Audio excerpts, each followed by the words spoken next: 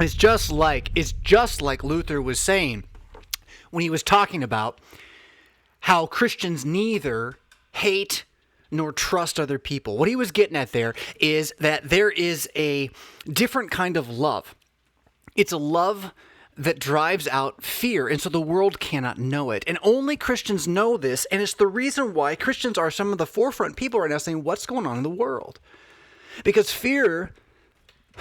Well, there will be, coming out in the next year or so, a third attempt to make a movie out of a phenomenal book called Dune. Dune, have you heard of it? Where is it? Right there, Dune. Good book. You should read it. You really should. It's not for everybody, I know. But if you manage to get through it, you'll know why. It is for everybody. It's one of the most amazing books ever written in terms of fiction and in terms of pioneering anyway. There's going to be a third attempt to make this thing into a movie. They did it as a movie, I think in the 80s, maybe it was the 70s even. They did it as a mini-series. Maybe there's been another try I haven't heard about. But you know what? I don't really care. I don't really care because I care less and less about what Hollywood's going to do with anything at the moment. I just don't want to pay them anymore. I'm tired of it. I'm tired of the noise. And so I don't want to give them my money. So it's sad to me. I wish Dune had been made better before, maybe part of the Marvel timeline. Then I could go and watch it and feel comfortable with it. But in any case, it doesn't matter. The point is, out of this book is a couple of really kind of key cult pop phrases that may be making their way into culture in the next year or two. And I hope they do. One of them is, it's just glorious. It's fear is the mind killer. Fear is the mind killer. It's out of Dune, and it shouldn't be. It should be in the Bible. It is in the Bible, but it's not. It's not like that. It's the fear of the Lord is the beginning of knowledge, which is it's a different tract, but it gets you to the understanding that the fear of man and the fear of death indeed does stall you out like a deer in the headlights insofar as your ability to think clearly. You become an animal. At that point, you become one who acts based on emotion rather than upon what logos, understanding, word, truth, relationship even, right? And so fear tends to turn off almost everything. I was asking myself this morning, Jonathan, what are you afraid of, man? Why? Because I do think that a lot of my own depression, and I do battle depression, that's just a reality. I've talked about other places. My depression, I think, is tied to fear. I don't think I'm a depressed person. I think I'm an afraid person. And because I'm so afraid, I'm depressed. I think I'm depressing myself to try to not be afraid. Does that make sense? It makes sense to me. In any case, there's so little to be afraid of. Now, granted, if you're not a Christian, that's not true. Okay, so if you're watching at this point and you think I'm just talking about Back in the Blue, well, no, I'm not just talking about that. Although Back in the Blue is a good thing. You want to have your city, the polis in Greek, taken care of by some men of the city, the police. You want police. You want good ones, not bad ones. And if you need to fix that, that's an issue. But you don't want no men of the city. That's bad. Although, interestingly enough, there are Marxist organizations that parade as fronts for anti-racism that do claim that we should get rid of the men of the city. That is, they're against fatherhood. You can check it out on their website. I won't even mention their name, but I know you know they are. What are you afraid of? What are they afraid of? Death. You know, it's not none of my business. I remember in seminary, we had to give like these, I don't know what you call them, trial sermons. You know, so you do all this work and you write it and you're supposed to memorize it, which is not a bad thing. Better than just writing it and reading it every week. But you had to do all that, and then you had to be recorded, and then you had to give it in front of your classmates and all this stuff. It was a great experience. In terms of practical theology, if there is such a thing, that was it. He was like, okay, here, guys, stumble, right? You figure it out. That was good. I just remember one of the comments I got from one of my brothers, and I've not seen this guy since graduation. I'm sure he's still out there. I hope he's still a pastor. It's amazing how many guys flail out. We're nearing on, I think, 50% from my class is like no longer, incoming. I'm including incoming numbers. Never has made it. But in any case, I mean, the sermon was on, I don't know, Jesus raised somebody from the dead. So I think the sermon was on like death and resurrection and how we shouldn't be afraid of death, effectively. And I don't even remember what he said. It might have been a terrible sermon. But I remember what he said in response was, I've never been afraid of death. And I just looked at him like, I don't know, and he wasn't, I don't know, maybe it was his Christianity speaking, but it sounded like I got the impression that he said, that's not really law. That's not really a lot of people that you're going to die. And I just think I disagree now. You know, after how many years of working on this thing in my own head, I'm going to say, no, I'm pretty sure almost everything we're doing is trying to avoid pain or death. Like most of your actions throughout the day, no matter what you tell yourself about them, they are trying to avoid pain or death. You are living in a survival mechanism. And as a fallen creature, that really makes a lot of sense. I got no problem with this as a Christian. I think it has complete substance in the Bible. Actually, the Bible would teach you this just with different language. It uses wisdom language rather than kind of the more practical language that I was just using there, right? But again, the thing is, we are, as a species then, terrified of a butterfly, if the butterfly might kill us. We really are. And now what we're finding, and thankfully the questions are dying down a little bit, because I know we're all just so tired of being scared for no reason, because you can't live in fight or flight forever. You just can't do it, which is why you should think about how much stress you put in your body regularly. But again, we're seeing the whole civilization demonstrate the weakness of godlessness. Okay? The weakness of godlessness. The only microcultures that have come through this American situation in the last couple of months stronger are cultures of worship. Straight up, like cultures that believe there is a God or gods. And now I'm not going to advocate for false gods. I think there are false gods. I think there's a true God. But I'm also going to say that natural law is a thing, right? So when the first commandment is worship the Lord your God, him only shall you serve. Now, you can break that by worshiping a tree, but worshiping a tree is better than saying there is nothing, I'm a monkey, I'm going to do whatever I feel like doing, right? The tree worship was great. You loved your neighbor then a little bit, right? It was still built into the order in some way. It was misguided. It certainly leads to human sacrifice at a certain point in certain places in history. So I'm not saying it's all good, right? But there are levels of false religion. And it is interesting that the monotheistic religions, particularly, seem to be, if nothing else, unifying through all this. Why? Because it's a strength to have God be on your side. When you believe it, even if you're wrong, it's a strength.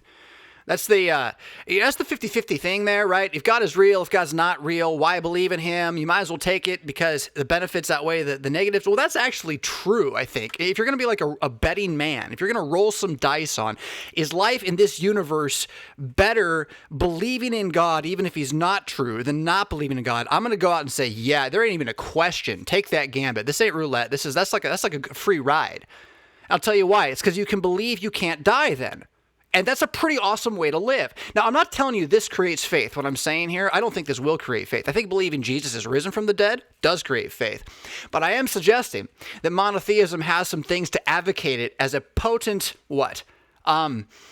unifier for cultures, civilizations, and whatnot. Monotheism, just in general by itself, believing in gods, I don't care, just in general by itself, like stopping this materialistic nonsense that's out there. And then for us Christians, though, the real point here is for us Christians, we have this entirely different, higher level of things on this. I'm sorry, it's not really about me. It's about Jesus. He is, in fact, he's on a higher level. It's called the ascension. So what happened was after he rose from the dead, which demonstrated his higher level from the beginning, he ascended to the right hand of God the Father, making him then literally the highest leveled human ever, and saying, by the way, guys, it's all free. It's all in me. Just don't reject it when you get told that the water makes it happen and that the food is good for you and that I'm coming back soon. Remember that stuff. I'm a real guy. I'm a real man. I'm a real God. I'm coming back soon. I saved you at the cross. How hard is that to mess up? I mean, there's a lot of other stuff the Bible says. There really is a lot of other stuff the Bible says. There's so much good stuff there. But how hard is it to mess up that part, right? And yet that seems to be the very thing that at a mystical level, Christianity has forgotten in America, across the board. Okay, America, the West, the whole West. A mystical level, we've forgotten. Because we're afraid. That's how you know. Why are we afraid of death? I'm not saying don't assess your risk and the risk of your neighbor. I'm suggesting that we should ponder the phrase, fear is the mind killer, carefully, as we decide after the last few months of whatever that was and how much more is going to go on until November. Well, maybe if I was thinking with my religion when this started, I wouldn't have reacted the same way. And maybe that's what I should get ready for.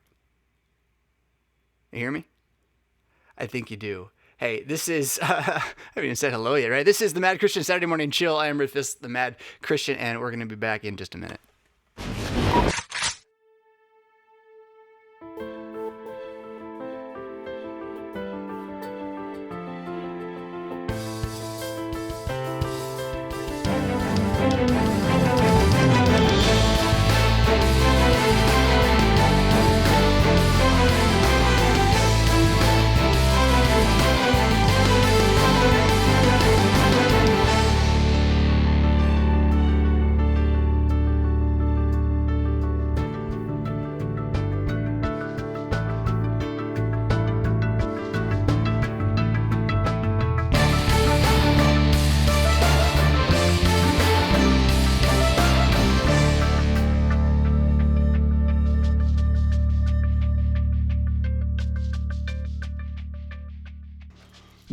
All right, we're going to hop right into some comments and concerns, questions, all that stuff from you, including lost super chats. I always appreciate super chats. They are a nice thing. I am a bivocational pastor. That means better than a third of my income comes from what I do on the internet so that I can be what? On the internet, in the world, in Rockford. It doesn't matter to me. Life and work, it's all the same thing. It's about preaching Christ. And that's just what I do. So in any case, super chats help with that. It stirs the pool of everything else, including the new podcast that just got bumped out this, into production this week. It should be out Thursday on my podcast channel, the same one that has kind of waffled a little bit in figuring out its direction. I think I know what it is now. What we already know this is coming, but just to see it as that place to find this. So we had, and if you don't know what I'm talking about, then you're like, why is he rambling? And if you do, you're like, yeah, where is it? Right? It's really cool. It's really cool to me that I have told like 3 people about a new podcast. Not quite. I told you guys here too. But then like a bunch of people are asking the other guy who's on the podcast when it's coming out because they're excited for it. And that's why I'm excited about the podcast myself. It's not because I have a new podcast. It's because I have a podcast with Reverend Dr. Adam Kuntz, who has to be one of the sharpest whetstone minds of what I'm going to see in my generation, and he's a generation below me, I think. It doesn't mean he's right on everything. I look forward to disagreeing with Adam. That's why it's going to be so fun to have this podcast be what you get to listen to. But what he is, there's nothing he doesn't know. The guy's a true polymath, like on every level. I want to be a polymath. I kind of am. Like I'm this deep on like everything. He's like this deep on like everything. So the new podcast, A Brief History of Power with Two White Guys, should be releasing. And if you're already subscribed to my podcast, it's just going to show up there. If you don't want to listen to us, you're going to have to unsubscribe because it is going to kind of be the main thing there. But my sermons and everything will still continue. I just didn't get recorded this past week because of blah, blah, blah. In any case, and all that stuff will still be there. Bonus content will still be there. I think Stop the White Noise will end up starting a new channel. Just to make sure it's clean, I think. There's a lot of history on the other Podbean channel. If you don't care, that's good. You don't need to. Long story short, you want to check out that podcast. When you give me super chats, it helps stir the pool that makes things like this podcast happen. This is something that we're doing intentionally. And if you listen, we're not coming at me like, well, we're 2 Christians doing history. We're like, we're 2 white guys talking about power. We happen to be Christians and we happen to believe in a certain view of history, but what we want to do is look at the past and how it's really not about race. It's about, well, the human race, right? But the history of that. And so digging into things like the Revolutionary War, digging into things like the revolt at Munster in what we would now call Germany, talking about like Babel and how Babel connects to this, but also digging into how does the Spanish Civil War connect to this? How does the French Revolution connect to this? What can we learn from these things? So the goal is not to just have this be one more Christian thing we're doing.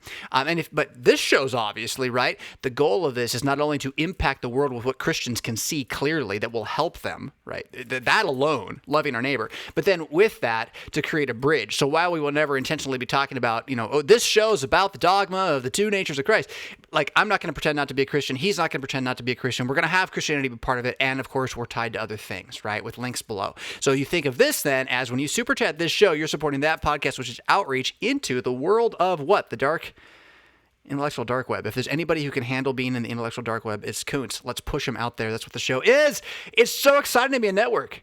What else are we? We're a network. You, us, the chill.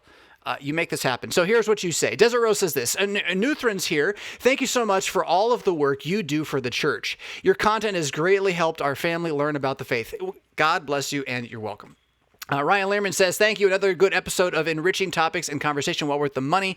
Appreciate it, Ryan. And I continue to pray for your family with that move. I hope it continues to go well where you're at. The Jedi Knight Anakin Cringewalker again comes back. And he says, here is a sci-fi idea. A virus randomizes everyone's melanin. Ooh. How do you think identitarians would react? Okay. You're going to make me go off now, Jedi Knight. And no one's going to be happy except maybe you. That's okay. That's what you get. You get the whole package, right? You got to be who you are. You do you, I'll do me, and I will preach Christ by the end of it. Okay? So what So if you want to imagine like sci-fi, because this is my problem actually. I've had to reckon with this as a human, like this coronavirus. I'm a storyteller. I've always wanted to write stories since I was a little kid, and what that means is my imagination is a bit hyperactive, which means that I'm really good at imagining worst-case scenarios. I can do it efficiently, swiftly, and with a lot of logic behind what I'm saying. And by the time I get to it, your only solution is decide that that it's impossible, it's crazy, right? But I can imagine it. So where'd my phone go? I have it far away charging right now. But this is just kind of a fun one. So if I was an alien species, okay, like super sentient, smart alien species, the ones that we've seen, actually, according to NASA and all this, that they've flown with and all that. They got the spaceship. Okay, whatever. Like, let's just imagine that exists. Sure, why? No problem. I mean, as a Christian, it really doesn't bother me. Let's leave that for another time. I can explain why, but it shouldn't bother you. The Lord made creation. Who knows what's out there? Jesus is still the Redeemer. It doesn't change anything. It doesn't change anything. He's still risen from the dead. So let's say they show up. And they're here, but they're really smart, and they're kind of like the Federation, where they totally, how do I say this? They totally don't want to let you know they're there ever. Not because they don't want to impact you, but because they do want to impact you. Because they're not like the Federation. They don't have a prime directive that says, oh, we're only going to be nice and never do anything except we'll let them die by volcanoes, but never do anything to change the course of evolutionary history. That would be wrong, right? They don't do that. They're like, oh, Nietzsche was right, you guys. Yeah, it is will to power. And by the way, we're supercharged and you're weaklings, so welcome to slavery, right? Like, that's their goal. But they also are physically weak. They're a terribly weak species, maybe even like ethereal-esque. Like, they got to walk around in some sort of other contraption to help them move. There was maybe a TV show like this. That was a good show, if I recall. In any case, there's so many things that are interesting about that scenario right there. Just that. From where'd your phone come from and why are you putting your face so close to it all the time, to what happens if there is a war against the alien species and we really are still trying to use birth control. Like, we're done. We're done. We don't even, how do we have babies in that kind of scenario? Like, there's so much sci-fi to take place between those two questions. And so I'm going to leave the babies one. I think that's really an interesting one. Another one would be like, there's a nuclear winter right now. So let's say China, Pakistan, and India, kaboom, nuclear winter, okay? It's going to be not necessarily that we have radiation over here, but the environment, you talk about global warming, it's going to be global cooling, and it's going to go for like 5 to 12 years. Think, Game of Thrones, the long winter kind of thing. How are we getting food? We're all struggling. That's terrifying. And again, in that scenario, who's thinking about the most important thing to do in a 12-year global winter is to make sure we still have kids. That is the absolute most important thing to do. So I want to write a story that's like a zombie walker trying to escape a nuclear winter kind of thing, Mad Max, only the prime directive is we have to keep the human species alive because no one's having babies. And the orphans, look at them, right? And we're all going to die. And in 12 years, there'll be nothing left, right? There'll be a whole generation missing. You don't want that. You don't want that. So, cool sci-fi. On the phone, though, we're all in sci-fi world. None of this is real. This is all imaginary. Completely imaginary. But here's the phone one that I think is a lot of fun. And then maybe it gets a little not imaginary. So, if I was an alien species and I wanted to take over your brain, and I had to get proximity to your brain in order to take over your brain, what I would do is I would create something you could not resist that you would hold next to your brain for as long as possible, and then I would use it to take over your brain. I mean, I don't think that sounds nuts, right? Like, I don't think aliens actually did it. I don't think that. I think the devil did it. I don't think he really did it. I think it just happened, but he knows what's going on more than we do. And I think that he knows that it's a drug, that all video is a drug. It stimulates your cortex, creates dopamine, all this stuff. And he knows it can turn your brain off real quick. Yeah. So what kind of story would that be in your sci-fi universe? Oh my goodness. It's so much fun. So thank you, Jedi Knight, for living with me in this. But I'll tell you this. No matter how much you want to imagine the dystopic future of absolute chaos, whatever. I mean, you could make it worse. Dust, the book that I may or may not write at this point, I still hope I can. But there's other more important stories, if you're following that you've seen have shown up. But the whole point of that universe is to make it worse, like the worst possible dystopic universe ever, with everything going wrong, where the government's controlling you through food that is a drug, which may also be a reality, by the way. But that's a different topic. Imagining these kinds of scenarios, whether you do it as a story or whether you're trapped writing stories like I am, or whether it's something much more minute, right, that isn't so globally and all-encompassing. It's still the question I opened with, right? It's what are you afraid of? And why is fear your mind killer?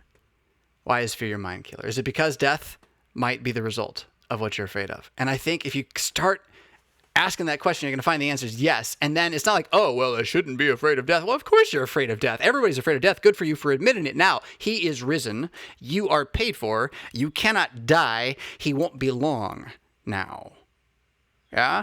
That changes it. I mean, write that one down. I'll try it again here, right? He is risen. You are paid for. You cannot die now. And he won't be long anyway. Write that down. Try that against fear as the mind killer next time. He is risen. You are paid for. You cannot die now. And he won't be long anyway. Say that in the mornings.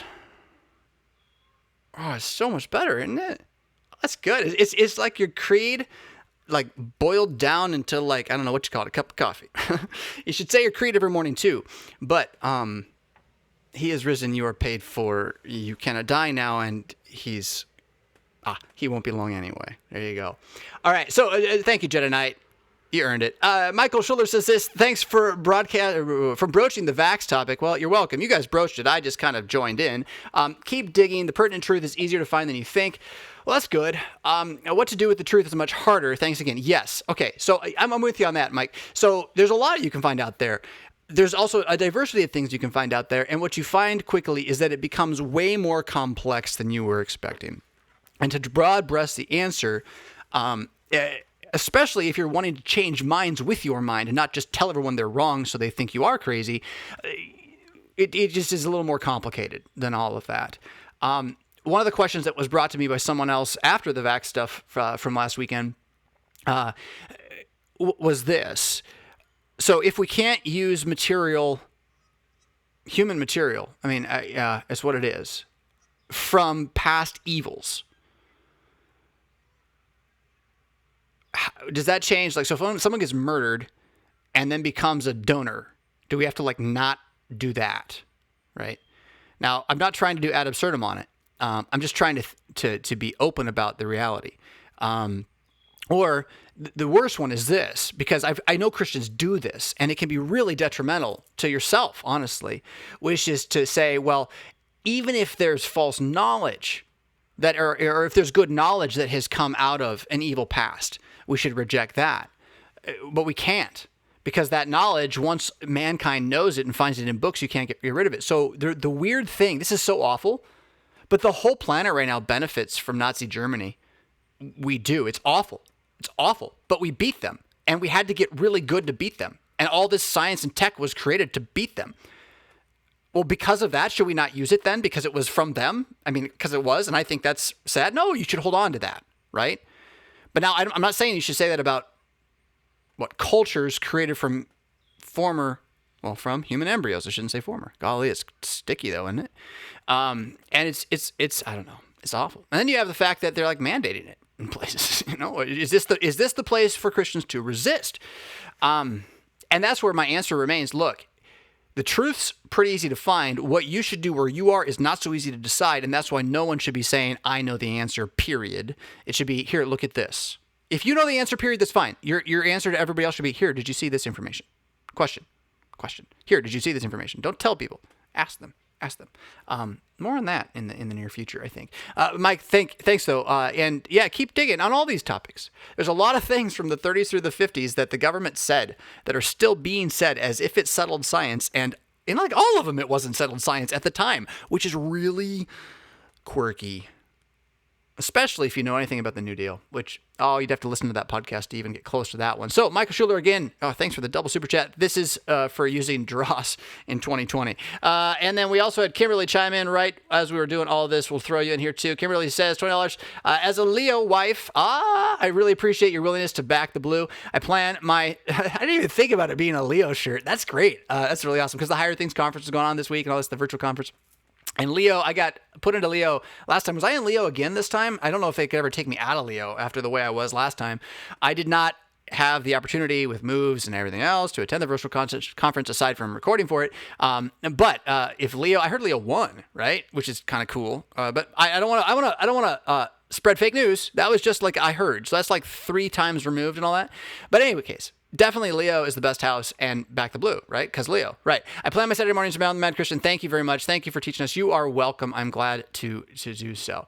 All right. So now I had this dream that this would go like this and be like really cool. Oh, I almost did it, but it didn't happen. And then I also have a new mouse. It's an old mouse. It's a new mouse. Golly, finding a good mouse these days for this hand.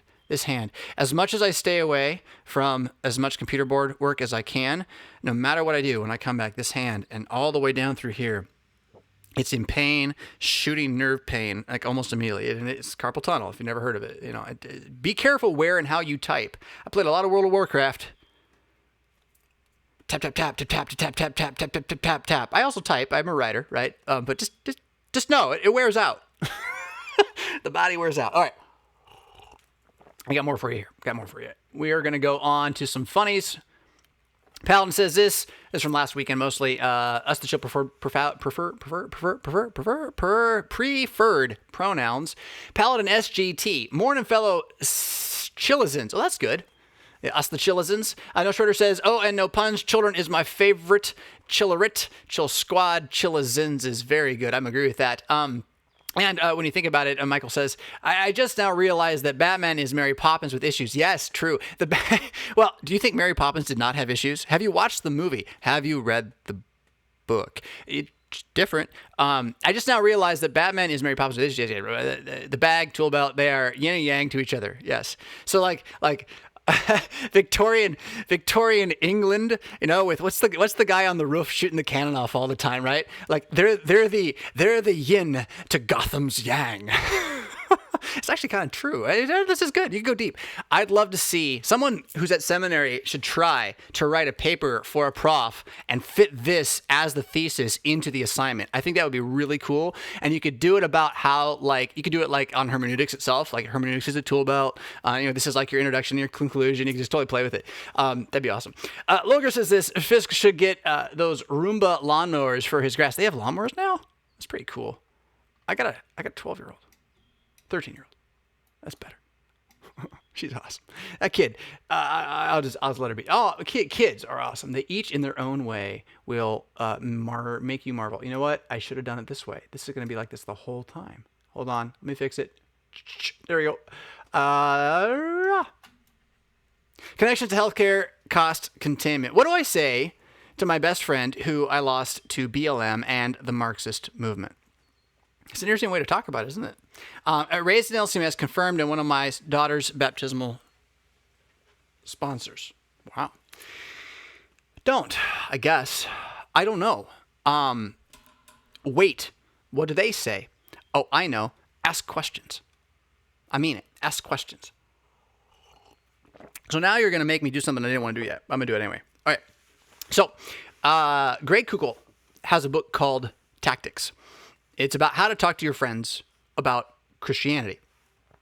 It is really more a resource for how to answer every particular argument about this, that, or the other thing that someone might raise against some of the primary apologetic Christian hotbeds like creation, abortion, that kind of thing. So what it really is a good reference tool for that. It doesn't have it has stuff about how to talk to your friends, but it's kind of buried in there. And so, I had an idea that maybe that information could be tied more directly to some of the ideas from, basic law gospel, some of the ideas from the basic resurrection apologetic, or the fact that Jesus is risen, you're paid for, you cannot die now and he'll be along anyway. That idea, right? What if I just wrote a little tract book on like how to talk about that to people. I did. It's almost done. It happened really fast. I can't wait to get it out. Stay tuned. If you haven't signed up for Mad Mondays yet, well, you should. Let's leave it at that. But it'll be free too, by the way. So you should go sign up. Not in paperback, free. But I'll give it all away right now. No, it's not all the way. I'll give one of the three main points away, which is that stop saying anything. Start asking questions. Don't talk to your friends. Listen to your friends. And just keep listening. Listen carefully. Say, do you mind if I take some notes? Write down the big words that you think they maybe don't even know what they mean, and then ask, what's that mean? How'd you come to this conclusion? Why do you think that? Just keep going. And wait for the moment when you know they've condemned themselves and say, but doesn't that mean you can't? It's still a question. And just let the pause, let the silence sit. And you never have to say anything else after that. Just be the person who let their worldview not make sense and wasn't upset about it. You're okay with it, right? And then if you're like, well, there's like 2 more steps to get to He has risen. Well, again, stay tuned. What do you say to your friend? Ask questions. In any situation where you're dealing with someone who is antagonistic to you, a barbarian breaks into your house with his axe, like, ask a question. He's going to stop. He's going to stop and be like, ask a question. Why? This is like genius. This is, again, cool. When you ask a question, you've become a disciple. You've said, you're the master, I'm the disciple. But it's not a way in like slave, right? Like there's 2 types of master. There's the master slave and there's the master disciple. And granted, in Christianity, there's the good kind of slavery, which is slavery to righteousness. It's right there in the Bible. We can't avoid it. But that's not the same thing as what most people mean when they say slavery. So let's just stick with, there's the righteousness that comes that makes it so that we stand before our enemies unafraid and willing to say, my worldview, He has risen. I cannot die now. He won't be long anyway because I'm paid for, right? My worldview is not afraid to listen to their worldview. They can yammer. They can go, they can say all sorts of stuff in their mythology to show how their mythology is awesome. And if I just listen and then ask again, and then ask again about whatever's interesting to me in it, and I know my faith well enough, and therefore I see the difference between grace and works, particularly, and I can understand law, gospel, and the conscience just a tad bit, just a touch.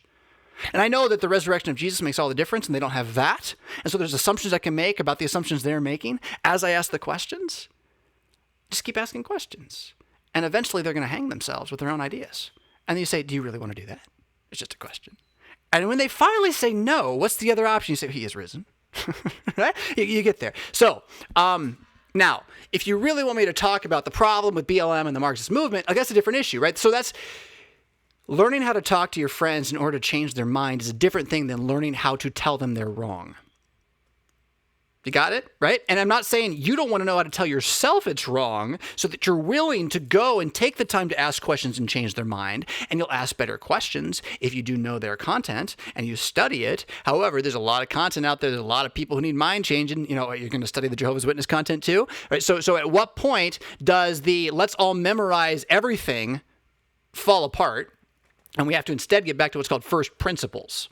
First principles, first things of central or natural law order. And remember that the Bible teaches not only that these things exist and we can find them by looking for them, gravity, but that also there are certain ones the Bible says these things exist like this, and we can stick to those. Don't kill people, and as a general rule, your neighbor, don't kill your neighbor, that kind of thing. So arming ourselves with this reality, is a different, to be willing to question and listen is a different thing than arming ourselves with the reality of the information. How do I know it's wrong? That's about defending my own conscience against the devil's attacks, right? And so that's a different question. How do you defend your own conscience and know that they are wrong and you're right? In fact, that they are being deceived. It's not just they're wrong and you're right. It's not that they lose and you win. They are deceived by the archangel demonic Balrog who wants to eat them, except he won't. He'll just die with them. They are following his lead. And how can I say that about the BLM movement? Because it's Marxist. That's how I can say it. And Marxism is a godless thing. There's just no way around it. It says it is. It wants to be. It hates fatherhood. Why? Because it's a godless thing. And fathers are created in the image of God. By definition, fatherhood exists as a reflection of God being the father of all. And so to be an organization based upon a theory, Marxism, that says we must tear down all authorities. There is no good authority that exists, and indeed fatherhood must be removed. And to say you're going to do that for all the black people, when it's really clear that in the black neighborhoods in America, the one thing most needed right now is not less fathers. It's not less fathers. That's not the most needed thing, right? So you'll have to just, kind of arm yourself with that thinking. Know that wherever communism and Marxism has popped up in the history of the church before the 1960s, all the Christians were like, that's from the devil. Like, you can go find a tract. I'm not out of left field with the LCMS. Walther wrote like a whole public tract about it, which I think I'm trying to get Wolfmueller, send this to him, right? I'm trying to get Wolfmueller to republish it. He's the Rippersonated Publishing House, right? Like let's get that thing out there, because it does matter. It does matter that you believe property doesn't exist. It does matter that you think that the Fourth Commandment government should be allowed to Seventh Commandment break, steal, in order to not have property exist so that you can have more of someone else's property. That's coveting, right? So there's so many things going on in breaking that. I'm not saying capitalism's right, but to insist that Marxism is right, and not see how it is directly antagonistic to not just the Seventh Commandment and the Ninth and 10th Commandment, but to the Fourth Commandment. That's what, and in this way, it's to the First Commandment, which is why Christianity suffered and suffers in every single, really all religions suffer in every single Marxist communist regime that gets power in that area. It's why the Uyghurs are having what's being done to them, right? Because I think they're the ones that are the Muslims. And if it's not them, then there was another one that just had that happen last year. I just on and on. Speaking of which, so when the communists come and try to take away your religion, do you have your creed memorized yet? When they make you watch the screen like in a waterfall, it's like a cold waterfall, right? You're standing there and the screen's on and it's like, you will vote for Joe Biden. You will vote for Joe Biden. You love Joe Biden because he loves all the people he lumps into large categories. And it's like, oh, I can't take any more. Will you be able to pray the Lord's Prayer? Will you be able to say the 10 Commandments? Now, I don't want to scare you, really. For my part, I want to be ready for the worst torture that they can give me. I just want to, in my own mind, know that I'm going to pray against this ever happening. Dear Lord, let it not be. And then I want to know that if it came, he would be enough. You with me on that one? So dear Lord, may it never be, but if he came, it would be enough. And so because I'm that kind of, weird sci-fi geek, I imagine stuff. And I imagine, what would it be like to have to hold to the faith through torture? What do I focus on? What do I say? What do I remember? I'm not going to think of Captain America at that point. I'm not going to think, freedom. I know. What am I going to think of? Well, I'm going to think of the cross. I'm going to think of Jesus. He is risen. You are paid for. You cannot die. It won't be long now. That's what you want to say to your friend. What do I say to my friend? He is risen. And until she listens to that, it's like, yes, you cannot die now. No. Now, maybe she would affirm all those things. That's where you got to keep asking questions then. Since she says she's a Christian, move into the 10 Commandments.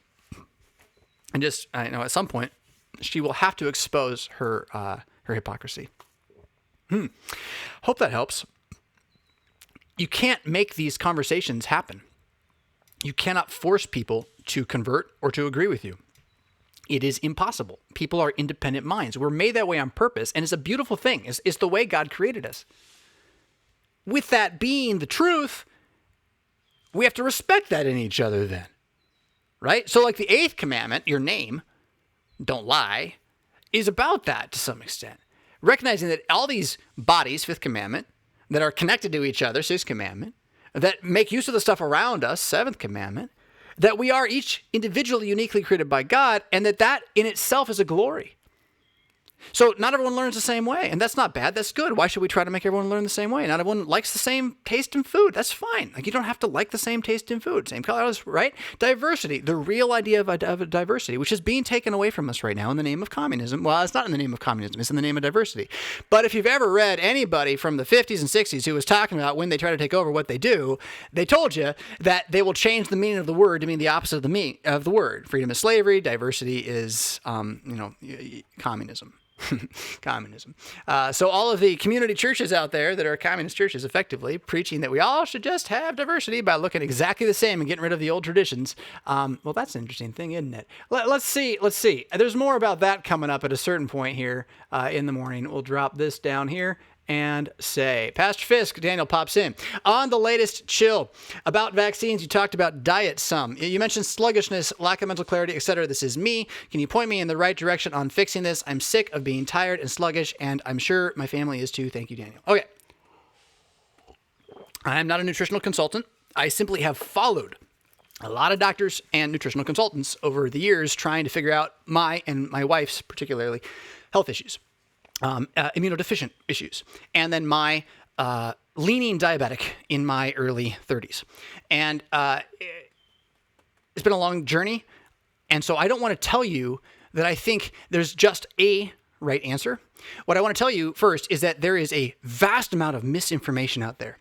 And perhaps the most stunning thing to know is that when big tobacco was finally stopped from advertising on TV to children, in the 80s, I think, they invested heavily in sugary grain cereals and began running commercials on Saturday mornings. And now we're all diabetic. We weren't before that. That's a one-to-one. I jumped really far, but when you learn that big tobacco pivoted in the 80s, you should just want to know what they were doing, because big tobacco was evil, straight up. And you should go look into them, look at what they were doing, the kind of manipulation, the kind of politics, the way they controlled the government, the American government. And it was just a couple of states at that point. So the issue that America is facing is twofold. Immunodeficient rise across the board with a bunch of weird stuff that doesn't seem to relate to itself. It's all over the map. People are just having like glandular issues. And then, allergic issues. My family's just peppered with this. And then and stomach issues, irritable bowel, thyroid issues. Every third woman I meet says, "Oh, I got thyroid issues." Really? You too? Really? Oh, wow. Everybody does. Well, that's amazing. You start to say, well, why is this? Why is this? So you have the connection of obesity, rising diabetes, and random immunodeficiency things. The only thing that I have seen that I can tell you with an absolute certainty is connected to this is you're eating way too much sugar. Straight up. That's it. And how do you define sugar? So you got macros, right? I mean, I'm not a big macro person, but the idea is that a macro is a category of food that's so big that it's all kind of the same. Protein, fat, sugar. We call them carbs. And I call them sugar because it's sugar. It's all sugar. And then water would fit in that range, right? The only one you don't need to live is sugar. It doesn't necessarily hurt you, and your body makes use of sugar, turns fat into sugar. So sugar is not necessarily bad by itself, and can be, especially if you're going to be an athlete, it can be really, really useful. It's like a hyperfuel. But the more you are trying, it's not about living on sugar, glucosis. So what I've done is I've gotten into ketosis, removing all sugars and living on fats and proteins. I've done that by using carnivore because it's just easier than the other way. It is more boring, that's for sure. Going into ketosis kind of shifts that glucosis, sugar, insulin roller coaster spike that eating gives you. And there's no other way to say it other than it's just true that if you're in glucosis, your meal times will involve crankiness or tiredness beforehand, and definitely tiredness after. Maybe not first thing in the morning because you were tired to begin with, right? And you also will want to snack in between because you're on this roller coaster of insulin glucose. When you're in a ketosis, that doesn't happen. You really don't even get hungry. I have to be made to eat by my wife, and it's because I'm tired. And that's what the sign that I'm hungry is. Still, a year into this, it's difficult for me to realize I should go eat right now. I can go without meals without thinking about it. Why? Well, because I'm not in an insulin spike. I'm living in a constant stream of ketones being made from the fats that I'm eating. And then when my body needs sugars, my body makes those also out of the fats that I'm eating. And so it's not that I can't, go into fight or flight and use a glucosis moment, which is what it's made for, I think, in our bodies. But it is, you're able to do that. Something else to think about is how much of this is connected to just when we eat. So you go back a couple generations and, people could not eat the way we do. And it wasn't that they were starving. It was that you didn't get to have avocados year round. You didn't get to have apples year round, right? Strawberries year round, candy corn year round, right? I don't know if you can get candy corn year round. That's kind of sad. But corn syrup year round, right? You can just go and get whatever you want. So Our body is designed by God to live in seasons with days and months and turnings. And whether or not it was going to be a constant summer in paradise or not, I mean, it was all fruit. It was all different. I don't know. And there's a lot to talk about, like change with the fall and ruminants and the flood and meat. And we can even eat the animals. Like that's all in there too. And I don't know that you even need to go into that. But to see that we are designed by God and adapting under God's sustenance to live in the world that he has made the valley of the shadow of death on as our fault. We caused it, but on our behalf that he might save us from it. And that within this place, we were made to not eat the same food all the time. You couldn't. You would eat proteins and fats in the winter when you had to hunt, and you would eat whatever you could grow whenever you could grow it. But it wouldn't be that much. And you could can it and you can make it last, right? There's all that stuff. The big change is when Egypt really starts making grains, into housing places. Oh, that sounds familiar, doesn't it? That changed the way bread impacted the world. And to be sure, bread is a way to not starve. And so I don't want to demean bread and its place in history. It is a sugar, right? And so if you're just living on sugar, that's the bigger issue. You are going to be creating an overload in your system that your liver probably can't handle. So again, I gave you way too much there, didn't I? There's a ton. So what you really want to do is you want to look into ketosis or the ketogenic diet, Keto, keto. Don't go buy stuff. Don't go buy ketones. Don't do any of that. Just look into what ketosis means.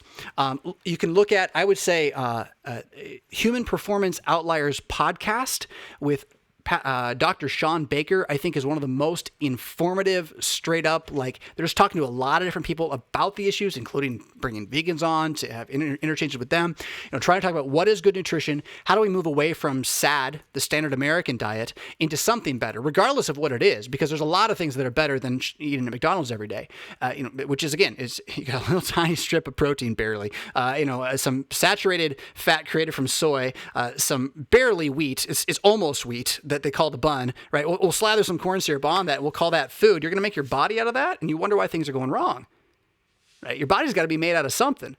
So the science I would start digging in on again is, what is ketosis? What is glucosis? What is that insulin cycle, right? What is the insulin cycle? And you don't have to live on the insulin cycle if you don't want to. It is not an easy transition. I will straight up admit it is not an easy transition. It's maybe not for everyone, although I think, at the very least, seasonally, it kind of is, right? So this is where it's important, what I said earlier about virology. Like, there is no Christian answer to this. Please don't hear this as like, I'm the pastor, this is right? That's so far from this. We're off in the first article world trying to understand how to live together, right? And in my experience, when I removed sugar from my diet, the weight fell off. Most of my things, except for my chronic pain in arthritis, went away. I think I have a theory on that one, but it went away. I'm in better shape than I was when I was 18 years old. I don't have any clothing that's still fit. I had to replace my entire wardrobe, stuff I've had for years, like since marriage. And I didn't even try. And so it's like, I can't say that's not something someone should look at, right? And think about. And again, it's the difference is ketosis versus glucosis. That's the medical argument that needs to happen. In Britain, if you follow my Twitter, I retweet a lot of stuff from doctors that are talking about this. I don't always agree with them. There's a guy I follow, I guess he's a little more on the corona stuff, but he's way into like plant-based diets being a primary thing, which I disagree with. I don't think that's a good idea. But that's okay, right? We should be able to have a discussion about there's better options than what we have now, and what we have now is killing us. Like, if it's in a box, wow. Like, it's just, do you know what the stuff on the back of the box label is? Like, have you ever read it? Do you know what it is?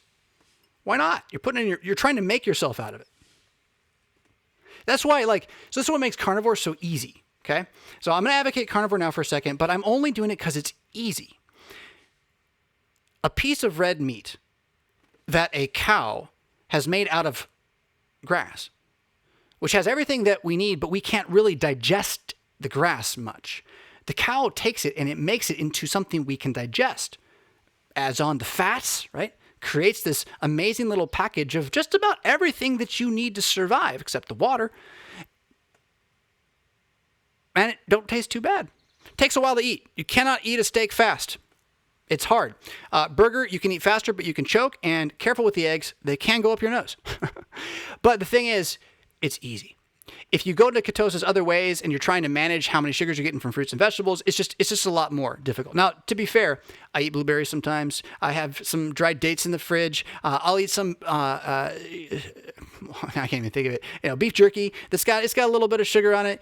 So, when you get into it, it's not that I have no sugars ever in my body. It's about finding that line between ketosis, glucosis, and making that shift. And even if it's only for a time, if you want to lose weight, if you want to, in a year, lose 50 pounds, it'll do it. It'll be gone. As long as you don't go back as far as you went, you can even go back to eating kind of semi-regularly, whatever, right? As long as you recognize like seasonal eating and like, I can't just eat an apple every day. I mean, it's a lot of sugar, right? You limit your sugar a little bit, then it's a great tool to like hop to where you want to be. And it can also reset the system. That's what we found with my wife, particularly, who she was having. Was it thyroid? We didn't know. Test, blah, blah, blah, forever, ever. Hair falling out. I shouldn't say that publicly, but I did. But the thing is, it's not falling out now. She's doing better. Why? 'Cause she eats ribeyes. Lots of them. I don't know. It's magic. It's a magic meat. What can I say? Do you have to eat only ribeyes? No. But should you eat protein? Yes. Should you eat red meat? Yeah, it's good for you. Should you eat fat? Well, in portions, depending on how much sugar you're eating. Should you eat sugar? In portions, depending on how much fat you're eating. And if you're going to eat a lot of both, that's when you have nutritional systemic issues start to happen in your body. Because it's like putting two different fuels. If you put diesel and regular fuel into the same tank, it would not work. Well, but Pastor Fisk, how can the body be both? Well, it is both. You just have to do one or the other. You can't mix them. Which is a pretty cool design. It's made for the winter, summer, fall kind of transition of man. So we have two different phases we can live in the seasons. Maybe long-term ketosis is bad, and I should cycle on to glucosis in the summertime. I don't know. We don't know. That's why we have to keep talking about these things and not let it be ideological. You can't let this be about your identity. This has to be about like, okay, there is a world we live in. I can't die. He's coming back soon anyway. But like, what is the best way to make use of all this stuff? Like, we can figure this out, and maybe I was wrong before. That's okay. Right? So, cool. Daniel, thank you for that question. I'm going to take just a 3-minute break, probably drink some water, come right on back, and we're going to do more. So don't you go away anywhere, except for what you can do is get a drink. Of course, you can go to the restroom. Of course, you got 3 minutes. And if you would hit some likes, we've got 94 watching, 49 likes, and 1 negative. I love it. We need more negatives. If we get more negatives, maybe it'll help our outreach. I don't know. If you haven't liked, try to not like. Let's see what happens. Everyone, don't remove your likes. Don't make it so bad that like they take us down or something, right? But maybe that'd be fun. I'll be right back.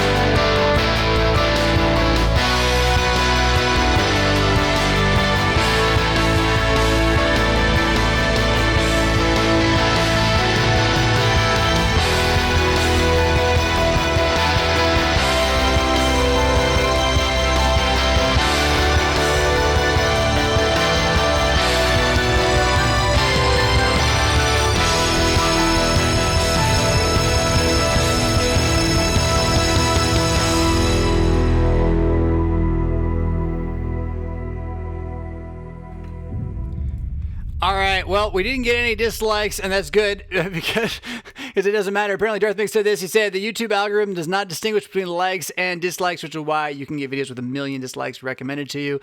That's interesting. That's really a strange thing because you would think they'd show you what other people like you liked, not what they disliked. But then again, don't they only show you what they want you to hear? Anybody a Pink Floyd fan? I mean, this is nothing new. What did you dream? It's all right. We told you what to dream. Now, if you've never watched Merchants of Cool, you got to go do it. Like right now, pause me, go do that. I'll be here later. You can check it out. Don't forget to stop by Patreon on the way. Back to you. Don't laugh at me too hard. I'm just a guy. Here we go. We should seriously consider, says Desert Rose, second one this morning, good for you, turning the side yards of our churches into organic permaculture gardens. What an amazing way to strengthen the community and feed it. We need to go backwards in some aspects of our lives, get our hands back in the dirt, garden together. Our kids desperately need this too. I'm with you. Agrarianism is something we need to recapture, right? That yes, we are sojourners in this world. At the same time, man was made to stand upon the planet and to steward it, to care for it. So even though we're sojourning in cities that do not belong to us, and we are walking toward the resurrected city that will be our own, that doesn't mean that the cities that do not belong to us can't benefit from us. This is the value of Jeremiah 29, right? That God wants us to be lights and salt in the midst of the gaping wound that is civilization barbarianism, so that it's good for our neighbor, right? And in fact, this will be good for us as well. And one way to do that is to care about the land. Everyone knows that the commons is not cared for unless you pay someone to care for it. Nobody voluntarily cares for the commons. It's called, philosophically, the tragedy of the commons. And the tragedy of the commons means that publicly held lands will be trashed. And it's strange as you watch our cities become more and more publicly held trashed lands in a communist kind of way, uprising kind of way. But you don't have to have that happen to see how your city streets aren't clean unless you pay someone to clean them. No one goes and picks up somebody else's dirty trash. It just doesn't happen. So how do you create that? How do you become a local community that desires, not as city, but as congregation, to care about a commons in such a way that people can use it who are not members of your church, in such a way that the land is one which draws people? I mean, why are not churches all parks? Why not? You have the land.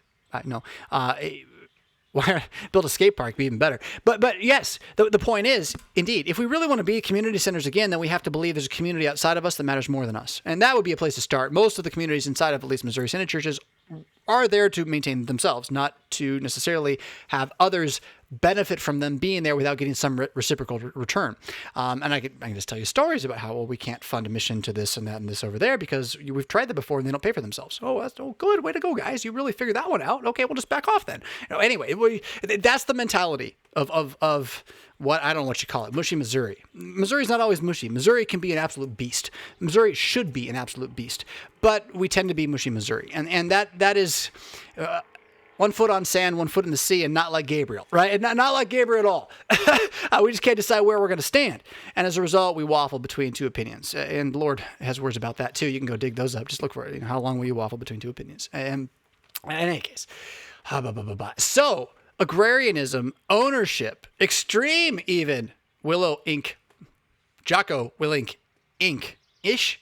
Golly, I was like speaking in tongues, wasn't it? Jocko Willink, Extreme Ownership book recommendation. Take extreme ownership of your property in such a way that you believe it's not there for you. Do that for your home. Do that for your church. Doesn't mean go act like you own it if it's your church, right? Get involved. But then try to, as a church, engender a culture that sees the area around you as, in fact, what you're there to serve. And you're not there to serve them by inviting them to church. That's not how it works. That's not how being a good neighbor is. Like, hey, I'm here for you to come and help me pay for my stuff. Like, no, that's not how it works, right? It's, hey, we're over there. We believe he's risen from the dead. Don't worry about that for now. But hey, there's this community garden, and every Thursday afternoon you come and you get a plot. You just sign up, and it's yours all year. You can bring your wine. We hang out while we work. It's fantastic, right? Oh, well, I might come over to that, right? And why not? I've been looking for community, and because of COVID, I'm trapped inside. It'd be great to be in the sunshine and the breeze because, well, I don't get much from the news, but it's clear the sunshine and the breeze is good for us. Okay, well, then we'll maybe be part of that, right? Now, what I recommend you not do is run out. I mean, it'd be nice if you were set up for it in a sense, but trust me, the many, many community gardens that have been started by liberal churches in the last 10 years are not suddenly being flooded by shut-ins, trying to get out of their house. They're still sitting there just kind of being maintained by the same people. Because, again, the tragedy of the commons. And if you're trying to do this as a way to get people involved, you have to do it for them to come and receive, not give. They have to come and receive, not give. Yeah, you're there to give. Now, I'm not talking about church. I'm talking about when you're getting the sacrament from Jesus. I'm talking about how the pastor should be preaching to you, right? The pastor should not be preaching to you that you are there with Jesus to serve, not give. That's the other way around now. We're talking about inside the Holy Assembly. You are there to give, not serve. Sit down. Sit down. Let Jesus give it to you. Yeah, but when you go the other way, it is more blessed to give than to receive. Now you imitate the one who is your Lord. Yeah. And so, yeah. Now, but I mentioned the community garden kind of charade that you see a lot of liberal churches do. It's more connected to the environmental madness. It's this idea that like there's these radical growths of farming co-ops that will exist amongst poor ethnic communities, and what happens is instead you have a couple of older white people that will take care of that, because what they won't do is go talk to the people that live next door to them and invite them over, invite the children over, and teach them how to garden. So if you're going to do this, don't just put it there. Like, more important than whatever you put anywhere in your property is learning how to talk to people and be hospitable and invite them to use it. And then the congregation has to make that happen in some way. So I'm right there with you on this, by the way. I have great dreams for where we are. We've got a nice piece of property in the middle of nowhere, and I'd like to half keep it that way. I'd like the people to come here, to go to our property, to get things that come from the nowhere toward the city. And then I want them to go back to the city. I want to create a bridge between country and city right on our corner, right on River Spring Corner. I want to see that happen. Why? I want to park there. I want farming there. I want trade and produce there. Why? Because I want to serve my neighborhood. And frankly, the only grocery store really left on this side of the river is Walmart. And so if there's farmers around, why not? Yeah. And it's about, again, it's Americanism in a sense, right? It's what made Texas bounce back differently from every hurricane that hit it than other places. I won't call anybody out by name, but let me just say, Texas was like, oh, you guys wanted to help? Well, that's cool, I guess. Right? Like, we need more of that, people. America, we need more of that. All y'all moving to Texas because you don't have none of that, don't take that from Texas. Please don't take that from Texas. I'm as California as it gets. I'd love to go back, and I'd love to shake California up. It won't happen. It's too late. It's going to fall into the sea. There's nothing we can do. Okay? That is the way it is. Portland, Seattle are going to go with it. Okay. Maybe we can live under Babylon and microcosmic cultures. Let's do it. I'm all for that too. Let's send missionaries everywhere. Don't abandon anything. But let's not pretend that there aren't some civilizations that can handle tragedy better than others. And Texas is one of them, for all of its flaws. I don't necessarily love Texas, but I love the fact that when they get knocked down, they get back up again. Every Irishman in the room just got excited, I think. I'm not Irish. Although I might be. All us Japhethites are effectively Japhethites. You with me on that? We'll leave it at that. So, do not do it unless you are going to be a people person or have a people person to invite people to it. You will have to have social things happen. If it sits by itself as plants, nobody will come. That's my narrow consulting advice to you on this one. But in terms of turning your church property into a public place that's maintained privately, it is not public in the sense that the government maintains it. It's public in the sense that it is open to the public all the time, and that you give value on your property in days when it's good to be outside, especially. How awesome would that be? Why have we not done this before? I know why. We're too busy doing the things we want, which is mainly running around trying to live the life the TV says we have to. Oh, I didn't mean to insult you. I just kind of did. All right. Wait, that's not it. That's not it. Don't watch. One day I'll learn. Nope, that's not it too. But that one should stay out there. Here we go. Is this one? There it is. And now I got to get this. Oh, I'll learn one of these weeks. Kathy, thanks for watching. She says, if you're compiling the library you spoke of, oh yeah. I saw this question this morning and last night. And I was like, oh, I should write that down. I have so many things to add to this. Okay.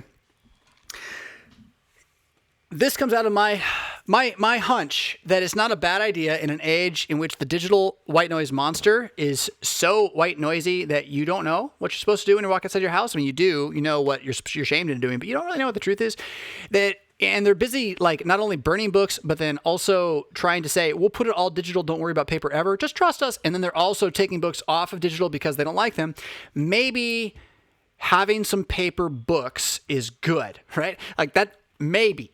I'm saying yes, throwing the dice. So you don't have to build a library for civilization. I'm going to. And it's really not for civilization. I don't think the Library of Congress will burn just yet, but it's hard to get to, right? And they may not have some of the books that are not allowed. So I want to have the books that are good. I don't care if they're not allowed. I'm not going to go find the not allowed books on purpose. Although at the same time, it's like the statues of the evil men that were torn down. Let's say General Lee's an evil man. Let's just say he is. And we know nothing else about his life. He's an evil man, and we have a statue of him, right? Oh no, that's a statue of an evil man. That should not be there. Why? Because it's a statue of an evil man. Yeah, okay, it's a statue of an evil man. He's evil. That's why it's there, is to remind us that he was evil. Don't be like him. Take it down. Why? Then we won't have any reminders of why not to be evil. Why would you do that? We need reminders of not to be good and not evil. Like, there you go, right? If you want to change the narrative about the man, fine, right? Tearing it down? Weird.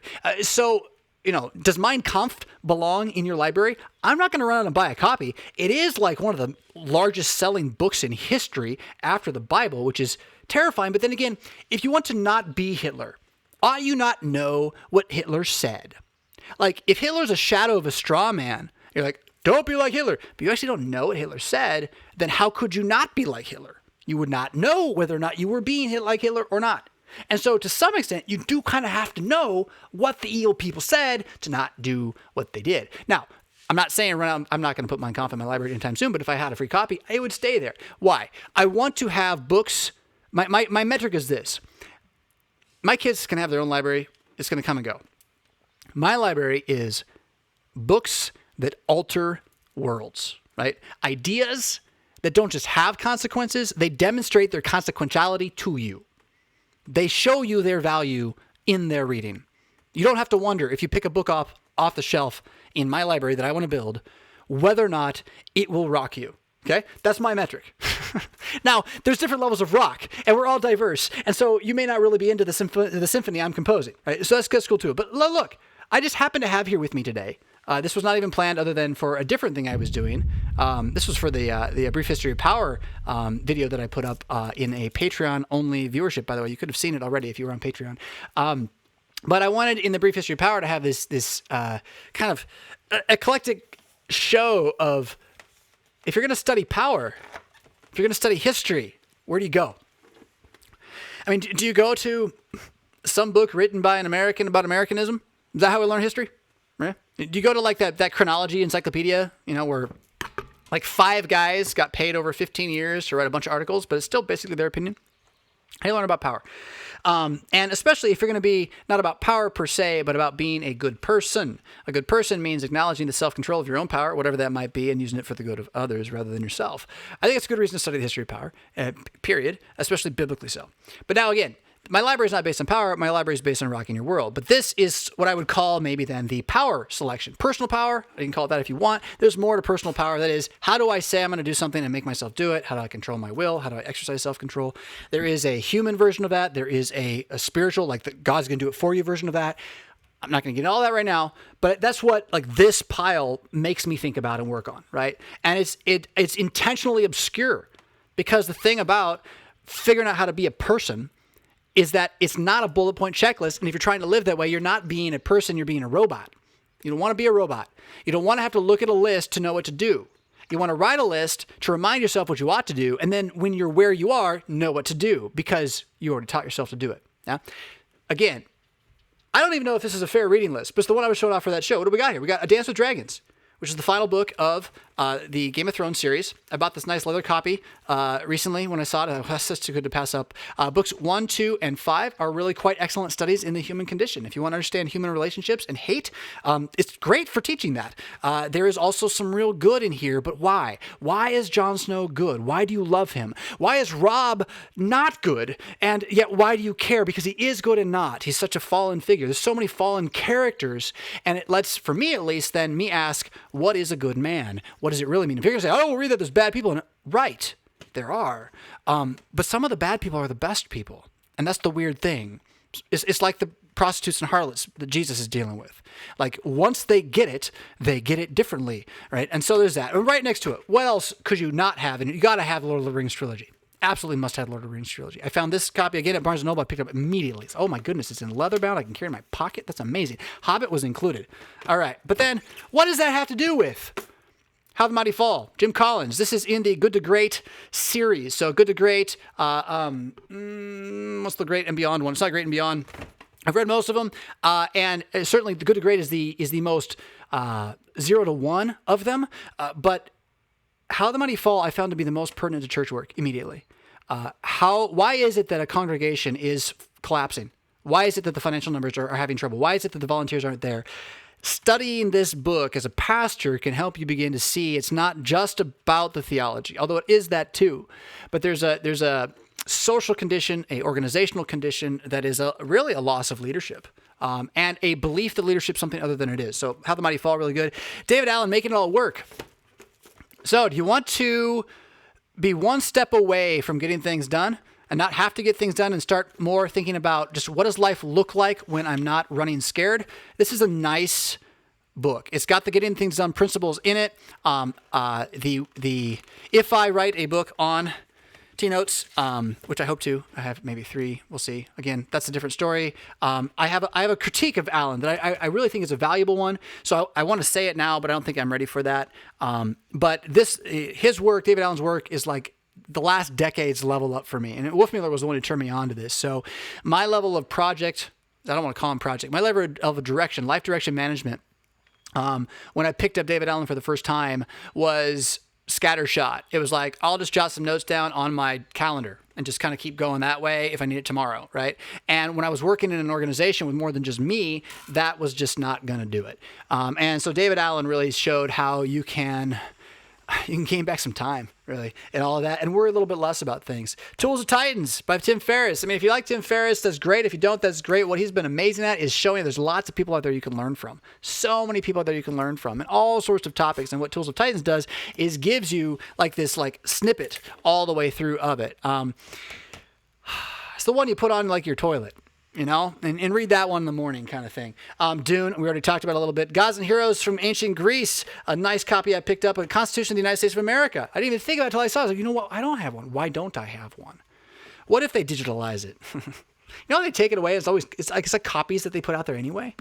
Oh my goodness, whatever. And then down at the bottom where you can't see it, good luck finding a copy of this one. For Better, Not for Worse, by Walter A. Meyer the First. Book about marriage by the old Lutheran Hour guy. So there's some right there. We got the Dungeon Master's Guide. We got Frank Miller's 300. Those aren't quite as important. But okay, so my answer to your question then, which is, what books would you put in your library, is all of them. Whatever you think is important. Now, if you're looking for me to give you some theology resources and recommendations, I'd be happy to. I'd rather give you those in a more specific way, right? So what direction, what category of books are you thinking about that you would like? Because there's just too many. I've tried before to put together a list. These are the resources everyone, there's so many good ones. What are you curious about? What do you want to know more about? That's the book you should have. Wolfmueller did share this with me though. Having a shelf in your library that's how to make electricity work and how to build things with electricity and or things powered by electricity in your house and make them work, like that shelf's probably a good one. You want that shelf. But let's see. See if I can give you one more that was not in here. I mean, if you don't have Broken, Echo, Without Flesh, you're missing out. But if there was something that I thought needed to exist in every library in the world, well, small catechism if you don't have that yet, right? Your hymnal if you don't have that yet. It should be a family hymnal. Those are all more personal things in the library, though. It's such a good question. That's why I didn't like it. It's too big. It's too stumpy. So hopefully you got what I gave you there, and it was a pretty broad spectrum. What was missing? There's no theology here. That was on purpose because the show is, again, not trying to, I don't want to hide the Christianity, but I don't want to shove it down your throat either. It's on my chest, If I look over there at my library right now and I think, what am I proudest to have sitting on that shelf? Let's find out.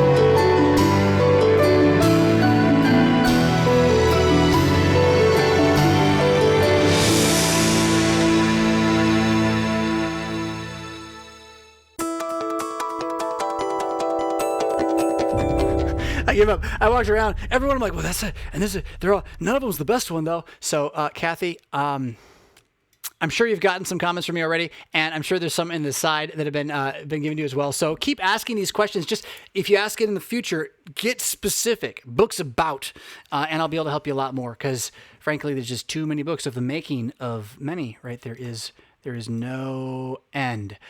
Oh, here we go with the big one from Sally. Sally says this. Would you please address the use of Bethel and Hillsong? This is the one I referenced earlier, LCMS worship, in an LCMS church. For the record, Bethel and Hillsong are large churches, organizations that call themselves spiritual places of assembly, with a loose Christian veneer. Debatable. The Trinitarian nature of at least one of these, I think Hillsong, debatable, and perhaps not even there at all, although I'd hate to be accused of slander if I'm wrong on that, but I'm pretty sure it gets real squiggly there. That's concerning by itself. But really what you're asking then is, can we pull music from sacramentarian churches into sacramental churches and do so without thinking it will make a difference? That's really the question. And half the LCMS says, of course we can. And the other half of the LCMS says, no, we can't. And we've been having that talk for a while. It's not much of a talk. It's more of a, we're just going to do our own things. So if you're in a church where they start doing this, then just know, well, they're just going to do it. Okay, that's the way it is. And you're not going to change that. So my first thing is, would I address this? Yes. If you want to not have this in your church, it's too late. It's too late. It's not going to go away. Very, very unlikely. Please try talking to your pastor. He's probably a senior pastor. There's probably 3 pastors on staff. They've been planning this for a long time. This is part of the system. It's not gonna turn around on a dime. But your specifics. A few years ago, our church began offering praise worship twice a month. Mm-hmm. The worship needed to be moved out of the sanctuary into the fellowship hall in order to accommodate the electric instruments and amplifiers. Well, I've seen churches not say it needed to happen that way, but certainly that makes sense. And honestly, if you really want to keep the sacred worship sacred and the profane worship profane, yeah, you should have it in a profane place and not in a sacred place. That is, having all those guitars and instruments set up in a way that a band would do it in front would be distracting from those who wanted to use the chapel for a sacramental reverent ceremony. So it does make sense to move it. I don't know if the reasoning makes sense, but it also, when you move it, it demonstrates something. It really does. It demonstrates that you're doing something different. This is not merely a matter of new music. You've already shown that. The building doesn't work. You have to change it. Now, I'm all for advocating that there's some problems with our buildings and we should really rethink how we organize to gather as people of the word. I even think there's some medieval truth that we could rediscover about the value of not sitting down all the time. But whatever, right? That's a different thing than we're going to introduce stuff right now. Don't worry about it. It won't change anything, but we can't be here. Think twice. Now that we are doing online worship, the praise band is being included with a song at the end or at the beginning of the service. Okay. Usually Bethel or Hillsong is given credit in the tiny print. Yeah. The good news is they don't really say much usually. Now, again, I can't speak to any of what you actually saw, but the value of the praise and worship music is precisely its meaninglessness. It gives the appearance of spirituality, but the substance is missing. That's not quite how Paul says it, but there's a text. You could look it up, right? Such things have the appearance of wisdom in what they do for the body. And I'm actually, every morning when I pray the Lord's Prayer, my hands go up for a little bit. So I'm not against that either, but the appearance doesn't mean anything. The appearance doesn't mean anything. And so, these different forms of worship, these new measures, as Finney 250 years ago called them, right? They've been around a long time. All they do is divide and destroy churches. It's all it's ever done. It waters down the actual content of what's going on in the churches. Revivalism has never once done us any favors. In fact, you could even argue that what's going on right now, Western civilization, is revivalism continuing to just poke its anarchist head up in different ways. But leaving all that aside, right? It's also enough nonsense, enough meaninglessness in the praise and worship stuff. Jesus, we love you. You're the Lord of heaven. God is in charge. We praise you. Come help us. Like, you're not going to go to hell because you believed that, right? There's I don't know what to call it, levels of heterodoxy. There are different types of poop. I've learned this recently. I'm not kidding. I've had cats. They poop in litter boxes. They have a certain type of poop. It's large. Thankfully, it's in the litter box. Dogs, you don't want dogs pooping in the litter box or inside. It's a different type of poop. And I don't use a litter box myself. It's a different type of poop as well. What I learned most recently is that rabbits have the most awesome type of poop ever. It is kind of like Cocoa Puffs. In fact, it might be where Cocoa Puffs come from. I can't speak to that at all. If true, that's the kind of news that is. But I step on them all the time. I'm constantly stepping on poop in my house. It's ridiculous. And I don't mind because there's certain types of poop that, it doesn't get stuck to my foot. It's like Cocoa Puff. I can pick it up and throw it in the trash and I'm going to wash my hands, whatever. It's not a big deal. We're potty training him. He's going to be in the litter box. She mostly is at this point. Any case, the point of this is that there's different types of poop, right? There's different levels of poop. And so if your church is like full on, thy strong word bespeaks us righteous, a mighty fortress, and we're going to die 1517, here we go, right? We're and I don't mean the organization, I mean, we're Reformation to go. And then you're going to have this stuff thrown on in your video on the back and the front. I mean, how is that different from what I'm doing? I don't see a problem with that. However, to think that this is not going to become eventually the full show when it's the church itself is just to be blind to history. It becomes the full show. Unless it is so weak and poorly done that it just can't get enough legs, the movement itself does not want to share the stage. That's why it moves. It wants the stage. Revivalism believes the stage is a sacrament, in a sense. The music is a sacrament. Anyway, so I'll try to, I've already said enough, but continuing on with your question then, right? It is my understanding that in order to abide by copyright laws, my church should be paying the Hillsong and Bethel churches every time we sing one of their songs. I believe that is true. Most churches will subscribe to a service of some kind that kind of packages that all together for like $200 a year or something. And most churches will do that if they're at this point, although I've known churches that don't because, well, who's going to check up on them? And who even knows? In fact, a lot of people don't even realize that you can't just copy stuff off the internet. But, a lot of people do it anyway. So is a law you don't enforce really a law? It's a different question, et cetera, et cetera. But you're right. You should be using copyright if you are printing stuff that is created by somebody else. And there are tools for that. So basically, we are supporting churches that's a good point. Churches which we would consider to be teaching false doctrine. So by buying the copyright of their songs, you're sending money to their mission. Correct. But while I completely agree with you, the slippery slope here is one to be aware of. Right? Once you give your money a certain place, it's not like you can follow that money 2 more steps and then say, well, now I can't do this for a moral reason because over there that happened. Because whatever copyright company we're buying this through isn't just a church company. So by buying copyright to anything, right? So you're not even paying for Hillsong particularly. Although maybe there's tracking on that and they're getting so much and whatnot. I'm sure there is. But at the same time, you're part of this bigger conglomerate that they're still going to benefit from. So you're supporting the company that's supporting them. Can you do that? Right? This is the virology question still. Right? How many steps removed from the evil as a potential outcome should you worry about before you act? And I'm going to say the first one and the 10 Commandments is where you go. So I'm not really as concerned about Hillsong making money from LCMS churches.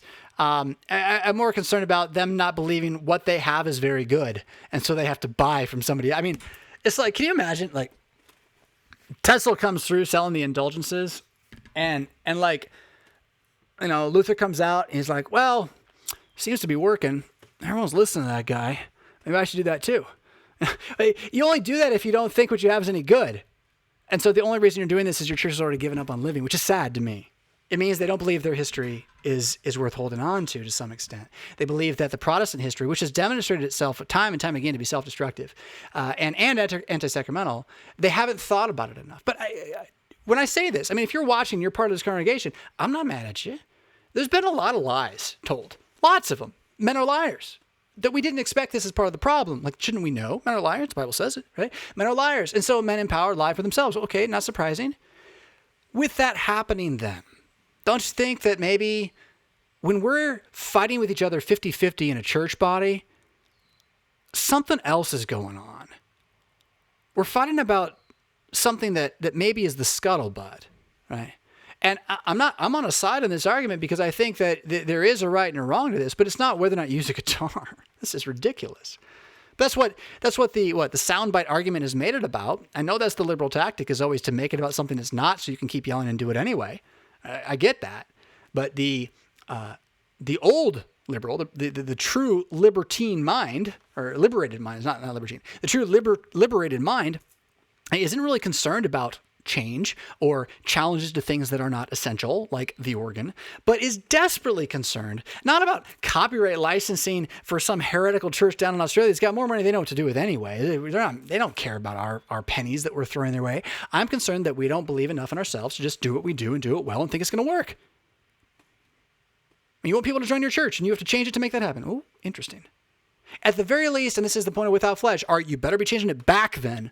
If people aren't coming to church, and that's bad, we got to fix it. Something went wrong. Don't change it new. Change it back. To stop around. Did you realize it had already changed? Did you know how much it changed the last 100 years in your church? Do you have any idea? Can you even find a copy of the original Constitution? I had this happen recently, and I think I will share it gladly. It was a conversation I was having with someone about our church constitution, which I'm not a fan of. It's bloated. It's bloated. It was made by people playing a game rather than people aware of the devil's potential to just destroy us and desire to do so by removing the word from our midst while we play games. In any case, we were talking about that and, what's the solution here? And, the individual had mentioned, we should get rid of it, get a new one, all this kind of stuff. And I was like, well, that's a great idea. I hope we can do that. It's a plan is to study that. That takes a lot of time. But somehow it came up that we have a copy of it's not our original for sure, but it's close to it. It's, early 1900s, St. Paul, Rockford Constitution. And I said to him, tell you what, if we're going to scrap it in a moment and just put something else new in, we're still going to have to do some work on changing it, but let's do the old one. Let's go back to the original. And he looked at me like, why? Because it's streamlined. That's why. It's not a bloated mess. It actually is just the substance. And are there a couple things under church discipline that I think are a bit harsh? Yeah, they really are. I mean, can you imagine not going to church for a year and in order to commune again, you have to meet with the board of elders privately to plead your case to get back in? That was my congregation's constitution, right? And so again, if we're going to change from the people that built with blood and sweat buildings that will stand potentially until Jesus comes back, as opposed to our metal shafts we put up to save money so we can build better bathrooms. If we're going to change anything more, how about we try to be more like some of their first principle virtues, at least a generation ago? Yeah. And in that, then, why would you go and buy songs from anybody? Ever? Why would you not just sing the songs that have been sung to you and maybe write some new ones? It seems a strange thing. Self-destruction is a bizarre habit. I believe both churches are tied with Joel Osteen. Yeah, it's a surprise. Today's praise songs did not mention God, Jesus, or the Holy Spirit. Yeah, surprise. It was mostly about feelings. Yeah, mysticism is alive. It's there. It will always be there. Don't believe it. I don't go to churches that can't teach you to discern the difference. I don't know what else to tell you. Come out from her. I don't want to be like, Christian radio crazy guy who's like, don't go to church anymore. But you do have to think about where you go to church pretty carefully, more and more, because what's going to happen? Well, as social pressures of shame and status are brought to bear upon churches for not looking like the culture, and the churches have already said we have to look like the culture to meet the culture, well, what game is going to be played? So unless you're in a church that's like, the culture doesn't really have to look like us for us to be their friend, unless you've got that as your substance, I don't see the next 50 years going real well for you. You don't believe what you believe. You're going to be a broken wick flickering in the wind. So if you're a Christian, see the writing on the wall. Anybody who doesn't buy what they're selling in the first place has to buy it from someone else to sell it to you in a spiritual sense, right? If they aren't actually owning it themselves to give it to you, say, this is what we believe, we're never going to change it, no one's going to join you. And they know that. They can smell it. The only people shopping for these churches right now are people who want youth groups. They want safe places for their kids, which right now you can't even do to some extent, right? So COVID kills all the business plans of the big box churches. It really does. You got to hope COVID goes away for their sake, especially because it tends to lean non-sacramental, which means you're only going to be online and not worried that people haven't had the sacrament for 3 months. Well, that would mean you're not a Lutheran at that point. If you haven't worried about it, okay? That's all I'm saying. You can do it. You just have to worry about it. If you've never worried about it, you do not confess the Lord's Supper. You don't. Otherwise, you'd be worried. 3 months is passed, and wow, nobody? This is weird. We're not church anymore. Because locally, that's what it means. They gather to receive the apostles' teaching and break the bread. And I'm not saying that's what your church is doing. I don't know that, right? But like things like Hillsong, they don't have a problem with that kind of world. All they want is for you to listen to their music and pay the money. They're just a band at the end of the day that calls themselves a church. Today's praise song, you said that part already. Jesus is my boyfriend. Yep. Some of it borders on creepy. Yep. Are you familiar with these organizations or music? Not as much as I probably should because I don't have time to be angry. And the internet has so much evil, and you just can't, right? Who was it? Someone sent me, you all send me so many awesome things, and like to look at. Sorry, can I do that one more time? Jeez. You send me so many awesome things to look at. I can't read every book. I can't look at every video you send me because I'm one human being. And that's what Mad Mondays is awesome for, is it can shuttle it out there and somebody will read it. Like, you found it and it's cool. Someone in this community will benefit from that. So that's awesome. But to go out individually and try to see everything on the internet, you just can't. And try to get every false teacher pinned down, you just can't. That's why Broken, can I do it? That's why Broken is a valuable resource. Broken will break down for you the distinction between rationalism, mysticism, and moralism, the three primary false teachings that the devil uses to remove your trust and justification for Christ's sake alone. The fact that you cannot die now, and you're paid for, and that he's coming soon. That trust gets embezzled out from underneath you by mysticism, rationalism, moralism. Three ways the devil tells you to trust yourself rather than what God has surely said. So if you are concerned about that, this book is probably worth reading. It could be shortened. It's a little overlong. I was a young man with a lot of zeal when I wrote it. This coming year, my sermon series at St. Paul Rockford will connect it, not without the one-year lectionary, will be following through some of the theology and texts within this book and doing that. So if you follow my sermons, which I try to stream on this channel as much as I can and whatnot, you'll see more of that coming this year. And hopefully by the end of it, I'll also have at least a set of notes or a PDF, a shorter version that if you're a Patreon fan, at least you'll be getting that, my set of notes that'll come out of that. That is at least a year away from now, but on that, by the way, let me just say to all of you who are out there who are Patreon supporters, you're so awesome because you have really supported me in being a creative producer. You have allowed me to simply ask, what's the best tool right now to try to get the gospel multiplied in the world, in its confession, right? To get the noise louder in the white noise.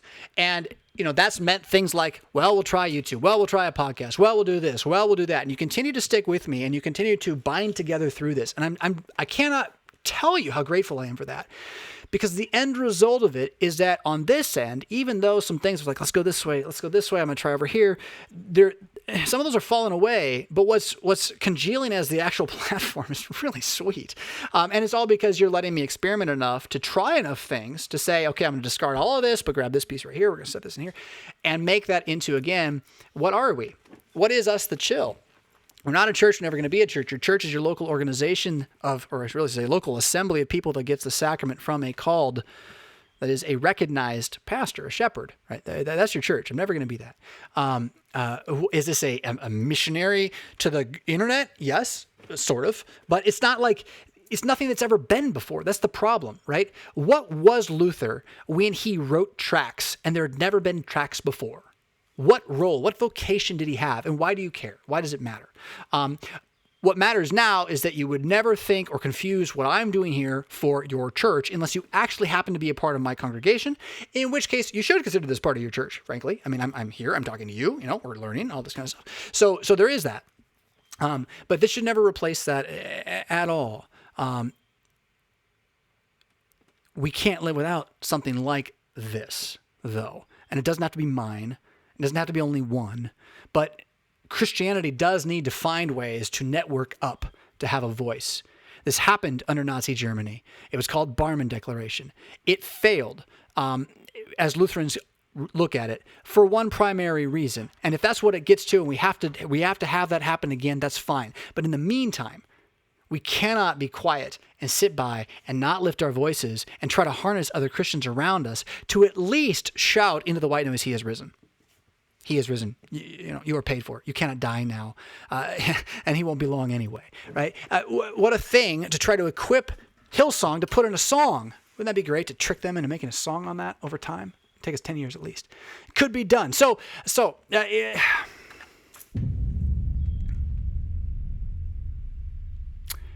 made that one go away. I'm going to go back to this then. The worship question, it's just never going to go away.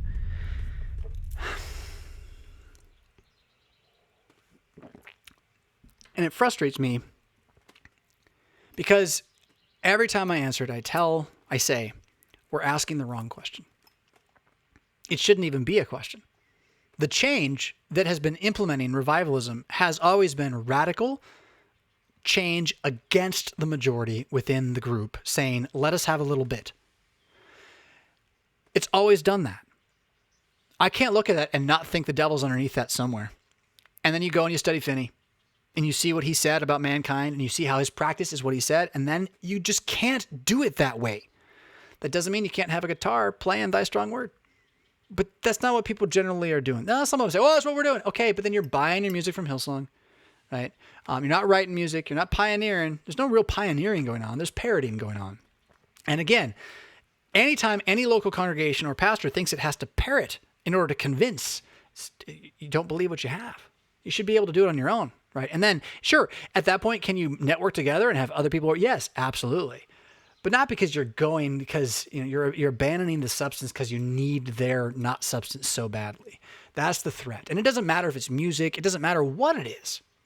If you abandon the substance for the frosting, it's only a matter of time until all you got is frosting. And that goes back to the sugar conversation earlier. Ryan says, maybe we should set aside a large physical space in America where all people that believe in secular utopia can be together as the fastest way to cure them of it. I was thinking North Korea would work for that, but or China.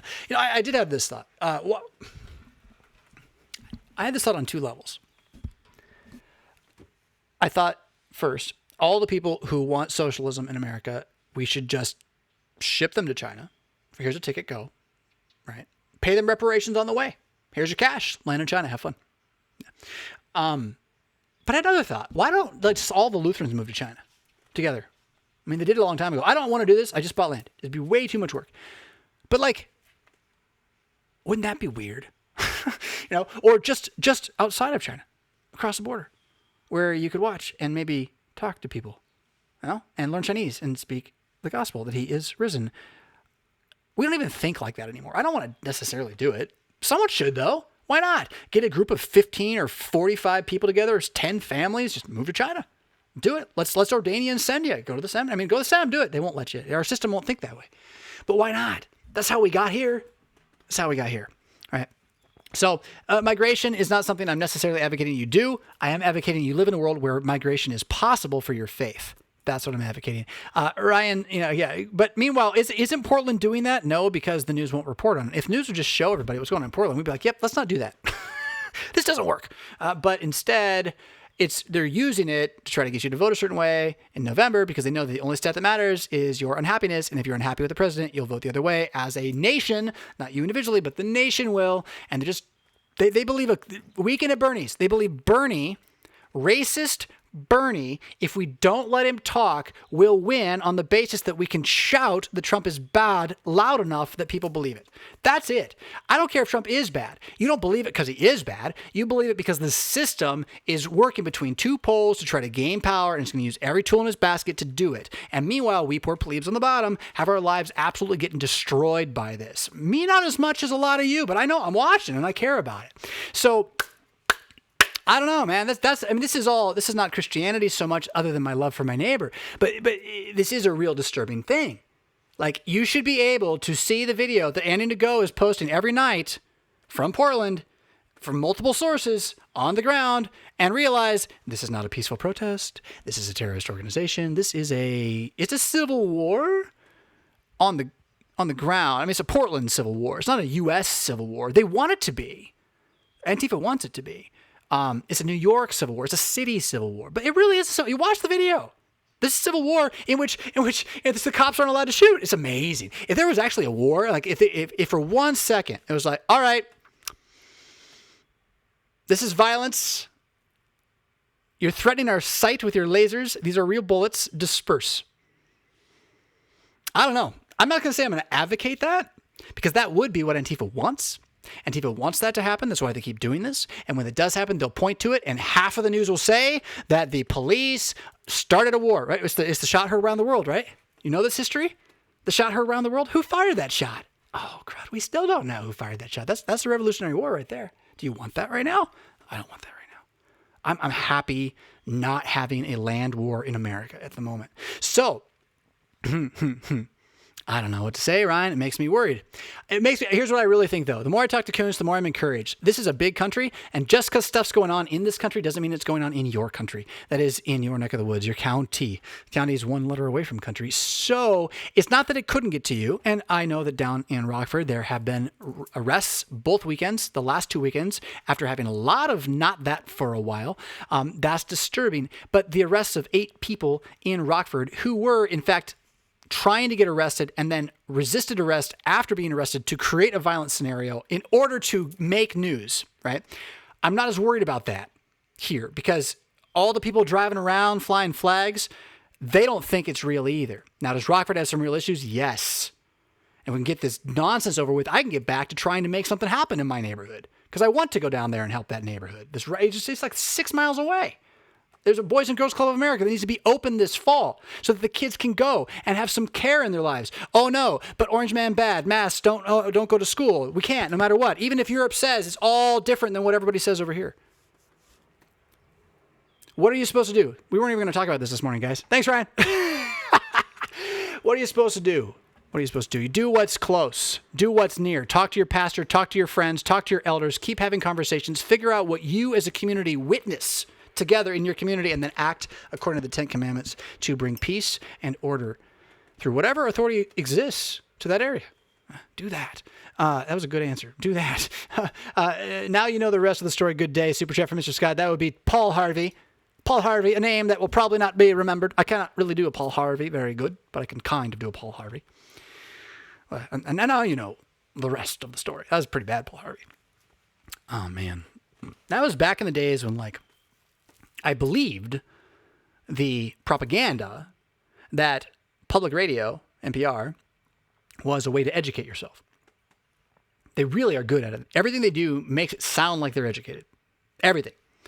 And it's so just manicured all the way through, which is how you know it's bourgeois. Right? It's not plebe because it's manicured all the way through it. And the amount of money, you can tell how much money is behind something by the level of editing that goes into it. I can get you a pretty decent sound out of this and what's going on, right? But it's nothing like, you go listen to professionally produced podcasts and watch those shows, stuff's going on, right? Money. A lot of money. And so NPR, a lot of money funded by the government. And it was the day, I was shooting baskets. It was on Vickers. I was shooting baskets outside, had my car door open because I listen to NPR and shoot baskets because I'm an enlightened individual. I'm educated. And so, I'm going to shoot baskets and listen to NPR. And it was like the third day in a row that a pro-choice idea was being just kind of flaunted out there as normative. And I was like, you know what? I'm done with you. Just done with you. But are we? Are we? Have we been? Which ones? How do you shut it off? You turn me off yet? Do you know my goal is to get you to turn me off? Really? Really. I want you to read my books, keep buying my books, keep supporting me, but don't watch. Someday. I don't know if that's true. I want you to listen. I want you to watch. I want you to be part of the community, but I really want you to not watch much. I want you to know that this drug in your eyeballs, if you're listening, it doesn't count. The drug in your eyeballs is a drug. And if I can convince you it's a drug, you manage it yourself. But I need to convince you it's a drug because you don't think it is. It's a drug worse than this one is. It's like on the level of heroin, and you're addicted. We all are. They made us watch it as babies. But you don't it is not as addictive as heroin in this way. Habitually it is, but in this way, in terms of being able to stop, it's as bad as heroin pulling you back in. Like you can't get out and never get pulled back in. Like if it's there, you're going to do more kind of thing. But you can, as a Christian, have enough self-control to regulate your TV dosages, your shining screen dosages. And I'm not saying be perfect at it. I'm not saying set goals and measure your righteousness by it. I'm telling you, you don't have to let it run your life. That's what I'm telling you. It does not have to. And the sooner you believe it's a drug, the more you'll be able to work your way out of that. And then the sooner you believe it's a drug and start writing down what people say and then asking later, was that true? Why would I believe that? What is the assumption behind what they've said? Who's paying for it? Cui bono? Who benefits? The more that you can do that, not only are you just going to get smarter, you're going to feel better about life, straight up. And then when I talked this morning about lifelong depressant. I mean, I was taken to shrinks as like a little kid, and who knows why. I'm not going to go into all my shadows and details, but I can tell you that there is not a time in my life that I remember not feeling soul pain. I don't know what else to call it. No, my daughter called it scars, but I think it'd be there even without the scars. Soul pain. It's just pain. I just have pain, okay? Why? I don't know, but I've learned this now. It's connected to my fear more than reality. That what hurts me is not reality, but my fear of reality and then my imagining of the fulfillment of those fears projected on the reality. Now, this is not like I'm fighting monsters at the elders meeting, although maybe a little bit. It's more like the amount of adrenaline and adrenal fatigue I create out of fear of being, emotionally hurt in some way by other human beings, shamed in the culture, embarrassed, vulnerable, all these things. The amount of adrenal stress, fight or flight that I put myself into on a regular basis for that is not good for me. That causes pain. Maybe, this is just me from me. You take what you will. This is me and my own psychological self-awareness experiment as a 42-year-old. I'm wondering if it's not that I'm always in pain, but I'm always afraid, and if I counter the fear, not with fear is the mind killer, which is a cool phrase, but doesn't help much, but with he is risen, you are paid for, you cannot die now. It doesn't make the pain go away, but it's better than living in fear. It's better than living in fear. Do I have anything left from you guys? I think I do. Hold on. Come over here. What do we got? Did we do this one? Yes, we did. And did we do this one? Yes, we did. Did we do this one? No, we didn't. Here we go. All right. Justin says this. I watched your most recent SMChill. Thank you. In which a viewer mentioned that comic book heroes weren't practically heroic or good anymore and questioned why it was like that. This answer, by the way, this is so awesome. And if we don't have everyone who's on the network, if we don't have an Illuminati shot this week going out Mad Mondays, this should really be there. So great insight, Justin. And it's a nerd insight. So if you're not into like fiction, sci-fi, all this kind of stuff, comic books, it may not be that important, but it is because all of the arts in our civilization are tied to each other. I can recommend 2 more books for your library on this. Postmodern Times by Gene Veith and Saving Leonardo by, I forget, you'll find it, Saving Leonardo. Both of them are about how nothing that's going on in production in our civilization is separated from the philosophical ideas behind our civilization. That is, what people were arguing about in philosophy class 50 years ago is what people are drawing and making movies about today. And it just happens, especially if the schools are teaching these thoughts, they take time to trickle down into the area, into the world around us. So there's nothing going on in comic book industry that's not going on in the modern art industry, that's not going on in the movie making industry. There are different levels of that. There are different trajectories and scales of like when you're falling apart, how you're falling apart. But as a whole, they are reflecting certain worldviews that the whole society is doing. This is why art in the Middle Ages was all about Jesus. It's because it was, at least surface level, a Christian reality. And so people that were paid to make art made art about Jesus. It didn't mean they believed it, but they made art about Jesus. Now we don't have that. Okay. So what you see happening with The Watchmen, though, here in comics fits directly into Postmodern Times, Saving Leonardo, Abandonment of Truth, Nietzsche's philosophy working itself out in American postmodernism, and Derrida, right, being part of that too. So this is great. This is absolutely great stuff. It doesn't matter what your industry is. It doesn't matter what your art form is, I should really say. Might matter on industry, but maybe not. It doesn't matter what your art form is, for sure. It's going to face the same challenges that this comic book industry is facing here in the current climate. So here's what he says. So the problem is that now, not Marvel Timeline Universe movies, Captain America, Iron Man, we're not talking about that. That's a different era of comic books. The current era of comic books is the era of dark heroes that are just dark. They're not even necessarily that great. And this is connected to, he says, you can blame Alan Moore's The Watchmen, or Watchmen.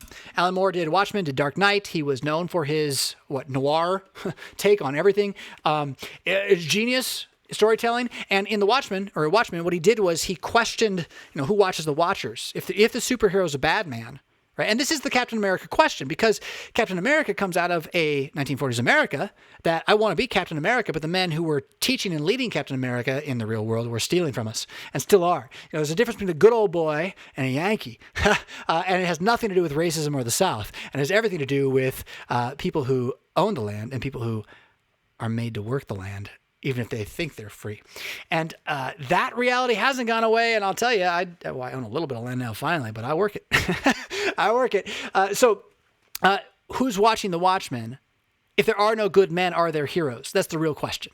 And since we've learned in civilization from World War I, that's the philosophy conversation, the Western civilization, is it worthy to stand or fall? We've learned from World War I, there are no good men. We are all are evil men. And that hit everything in the arts afterwards. Now, of course, can there be anything like Captain America, or do you only have, is he the clown? I forget who he is. And do you only have some, scientist who just blows up the world and doesn't care? Or do you only have some crazy guy who sees it all coming and no one will listen to? It's a great story, by the way. I mean, it really is. But then what happens? And this is industry. This is not comic books. This is what happens when you institutionalize. You get more concerned about the money than about the thing. And so you change the thing. Video game industries had the same thing happen. Everyone's trying to be like, I forget what the first one, Fortnite. Everyone wants to be, a massive multiplayer shooter, with this goofiness and all this stuff going on. And there's all sorts of other genres that could be played with. The same is the case here. We just have to have nothing but dark heroes. So, as you say, Watchmen's a great work in its own right. The whole story is a deconstruction of the superhero genre. Yeah, and it's a genius piece of work, and it belongs in the canon of historical understanding that sees that good men are not possible in perfection. But that doesn't mean that you cannot strive for goodness in the midst of the darkness, and that's what's lost, right? This was lost if you don't move on past this. But the problem is no one can think, except Christians, enough to move past this, and so they're all trying to replicate it because they just want to make it just like the Watchmen, so they can they think that the trick to being a master is not to do something no one else is doing, but to imitate the master. The trick to being a master is to learn what the master is doing so you can do something different with it. That's how you become a master. You don't become a master by becoming a mimic of your master. You become a master by imitating your master unto who you are. Oh, it's just the created order. It's the way we're made to be. What's a son do to his father? And no matter what you say, Dad, I'm going to do what you do. I'm going to do what you do. Yeah. So, Dad, what you doing? Yeah, that kind of thing. There's so much here, so good. So yes, the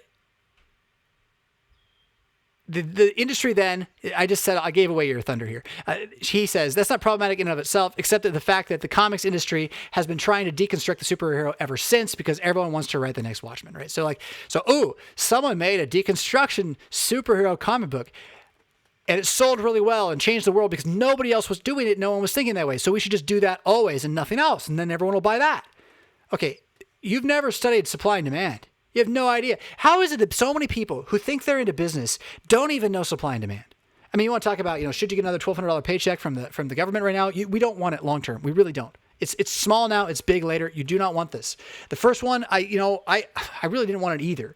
But it was big and okay, fine, I'll take it. But we do not have the demand for the dollar to keep supplying it without actually creating more demand from it. And that means production from this country, which we've been shipping overseas for a while. And now speaking of Amazon, not kidding, it actually is. We've been shipping production overseas for a while. So what do? Just keep it taking out debt? That is what most American families just do, right? Just keep it taking out debt. Oh, it'll never come due. That's a bad idea. And it's not Christianity for sure.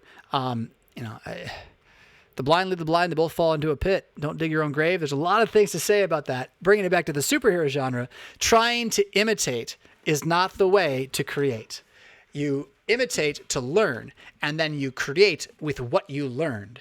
You don't want to write down information to have to look at it. You write down information to know it, right? It's a whole different level of thinking, and it's especially set free by the conscience when you know the grace alone reality that lets you just embrace it, right? So today I am different than I was yesterday. Today I must think and write about Jesus to believe again. I must awaken my spirit one more time with the words of Scripture. They must come into me and fill me. And I must do battle one more time against the white noise. And in that, then I can go and I can find the Watchman. And I can say, that was amazing. What did it do right? And what do we need now? Which I already gave you the hint to what the stories need right now. You need a hero. You need Cap all over again.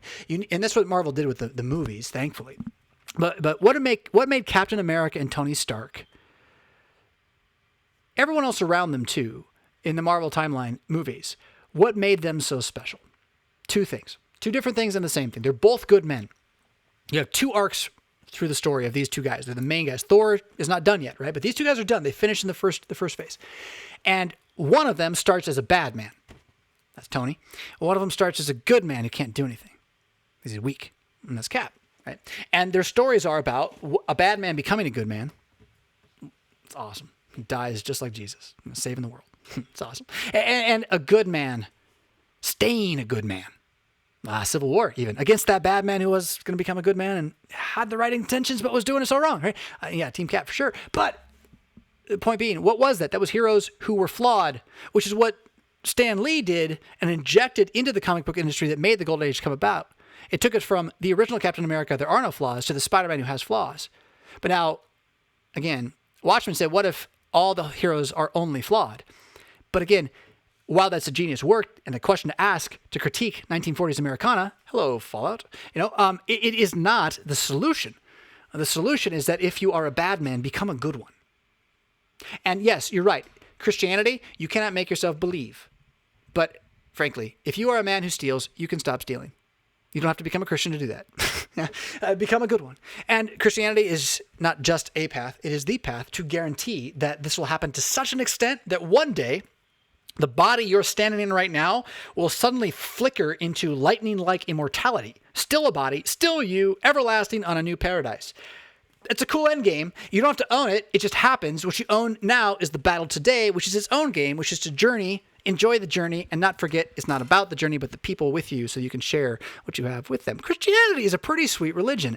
Why do we make it so hard to talk about? And why do we make it all about guilt all the time? It's about no more guilt. I'm not saying there's no more sin. I'm not saying we don't confront sin. I'm not saying we don't preach against sin. I'm saying there's no more guilt in your devotion. That's the freedom. Yeah. And do I still have guilt? Yes, I do. What do I do with it? I believe there's no more guilt in my devotion, and I leave it in Jesus' hands. And amazingly, that's sufficient for the conscience. If you add to this, going back to the comic books, the deconstructionist tendency, things like cultural Marxism and the intersectional politics, you get very bleak and or shallow stories at best. I'm sure you do. I bet it's as preachy as it can get, right? It's just like pure propaganda.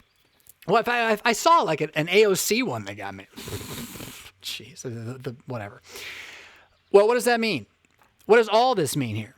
This idea, and I just said this about every industry. Every industry in the arts is bankrupt. It's not just bankrupt because it's morally bankrupt. They now have no good stories to tell because they've lost the ability to tell truth. They don't believe it exists, so they can't tell you a good story. So what does that mean for you as a young Christian? It means that it is wide open. And all the tools to make good stories are at your fingertips. You don't even need to make movies, but you can. You can do it all in your living room, right? And why not? If it's good enough, start now.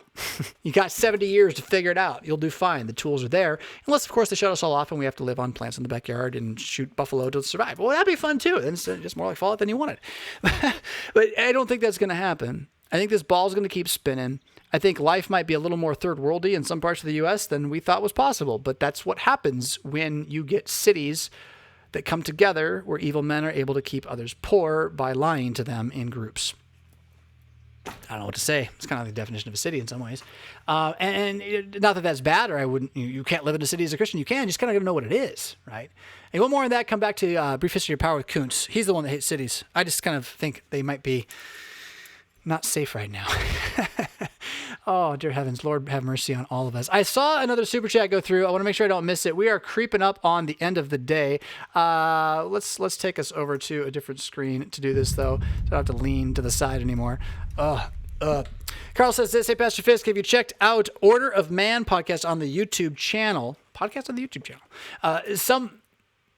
Some things he talks about with life go along with things you tend to talk about. Great stuff. So a rec here from Order of Man podcast. No, I'm not familiar with that. And I don't know, is that Christian? Is that just sort of like a manliness thing and all that? I know not. Thank you very much for that super chat. You know, it always gets to this point in the day where I'm like, oh, it's over. I was so nervous. I was so like, oh, I got to keep it going for 2 hours. And it's over. I'm like, oh, I want another hour. We might stick around here for a minute. Let's see. I'm buying a new Bible today. Hopefully it's the last one I buy, EHV, NSAB, ESV. I'm going to tell you buy a New King James Version. It's the one I just bought. I got convinced by a bunch of Preußes. If you don't know the Preußes, you can blame them. But Wolfmueller's been on NKJV for a long time. And I'm just so done with the vanilla ESVs mangling of the middle. It's a mushy middle translation. I don't know what else to call it. And so that's where I'm going. EHV, they did a great job. I can't read it. I tried it. It's for me, it doesn't do it. I'm going to go back to NKJV. It is effectively the KJV minus some archaic language. It is not going to change all the time the way a lot of other Bibles do. By the way, the ESV official text is changing on a regular basis as they tinker with it.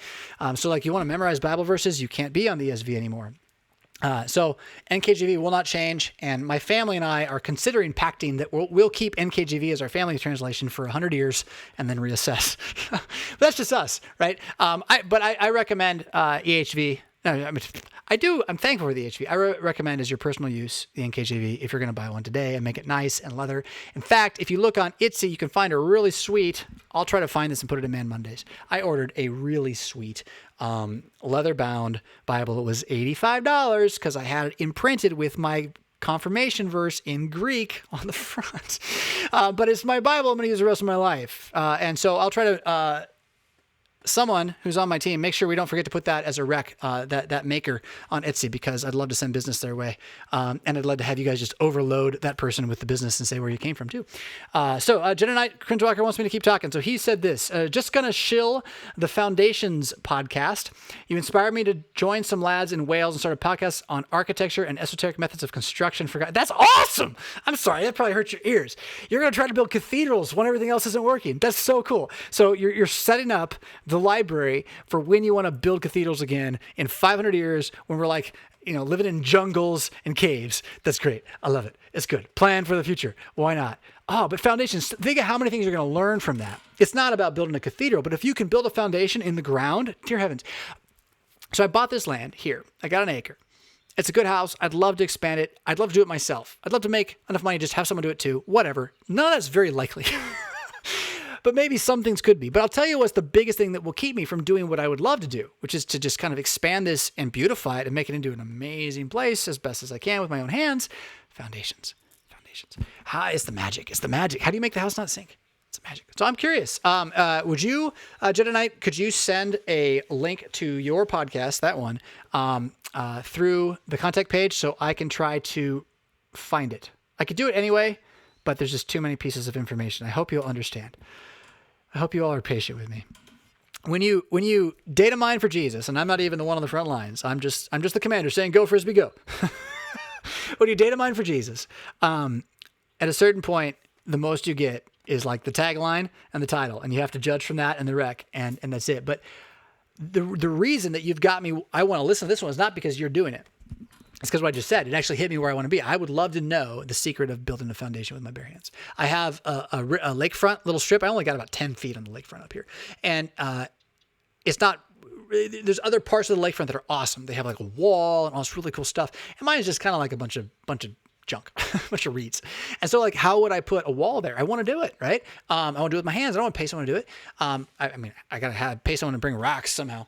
But so what happened, Jedi Knight, Anakin, Cringe Walker? Why am I interested in your podcast personally now? Because you hit me where I am, right? You hit me with what I want to know. And this is the value of Here Comes Everybody Clay Shirky-esque internet creation, is that there is a market for what you're curious about. Not only does it already probably exist to some extent, if it doesn't, you create it, somebody wants it, somebody will find it.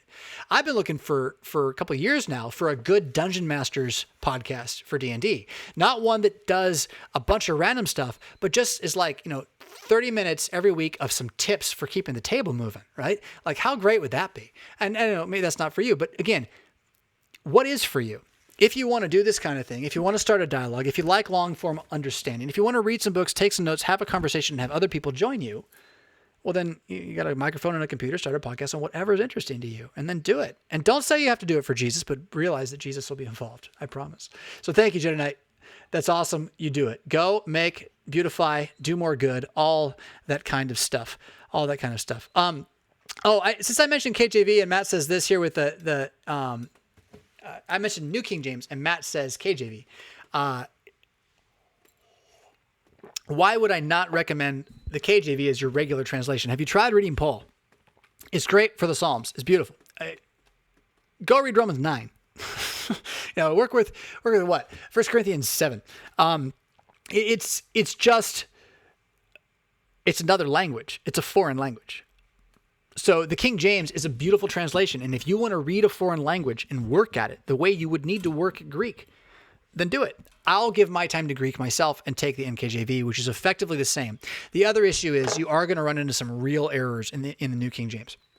Unicorns, salamanders, mythological misunderstandings. Let's just say that. And you know what? I'm not about believing that there was a unicorn somewhere in the world once upon a time. So you don't need to argue about that.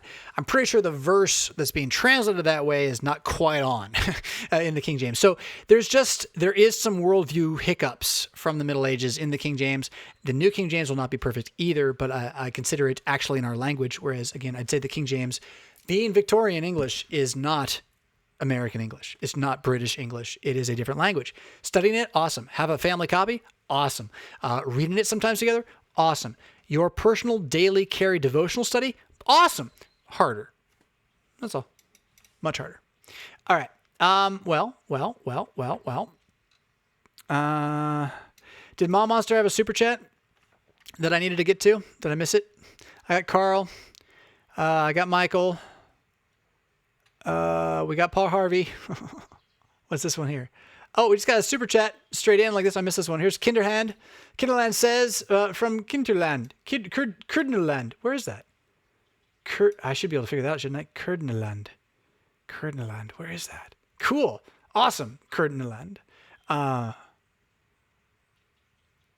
I pronouncing that right? I'm sorry, I'm trying to pronounce it. It's really cool. It sounds Latvian, maybe? That's awesome.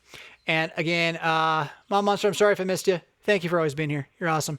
I'm going to scroll back again and try to find it. You hear the birds?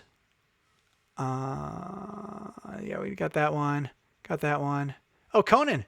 Oh, I am so thankful that I'm enough of a man. I mean, I don't yet have Chuck Norris watching every week, but Conan the Destroyer does in fact watch my show. And I'm very proud of this. He lives in a different dimension. He has to battle lizard people and stuff, but we battle lizard people here in our own way. More on A Brief History of Power about that. But it's good to have Conan on the team. That being said, here's what Conan says. Conan the Destroyer says, since self-publishing is so easy these days, do you think it's a Lutheran collective we could work together to publish promote fiction from a Christian worldview? Okay, yes.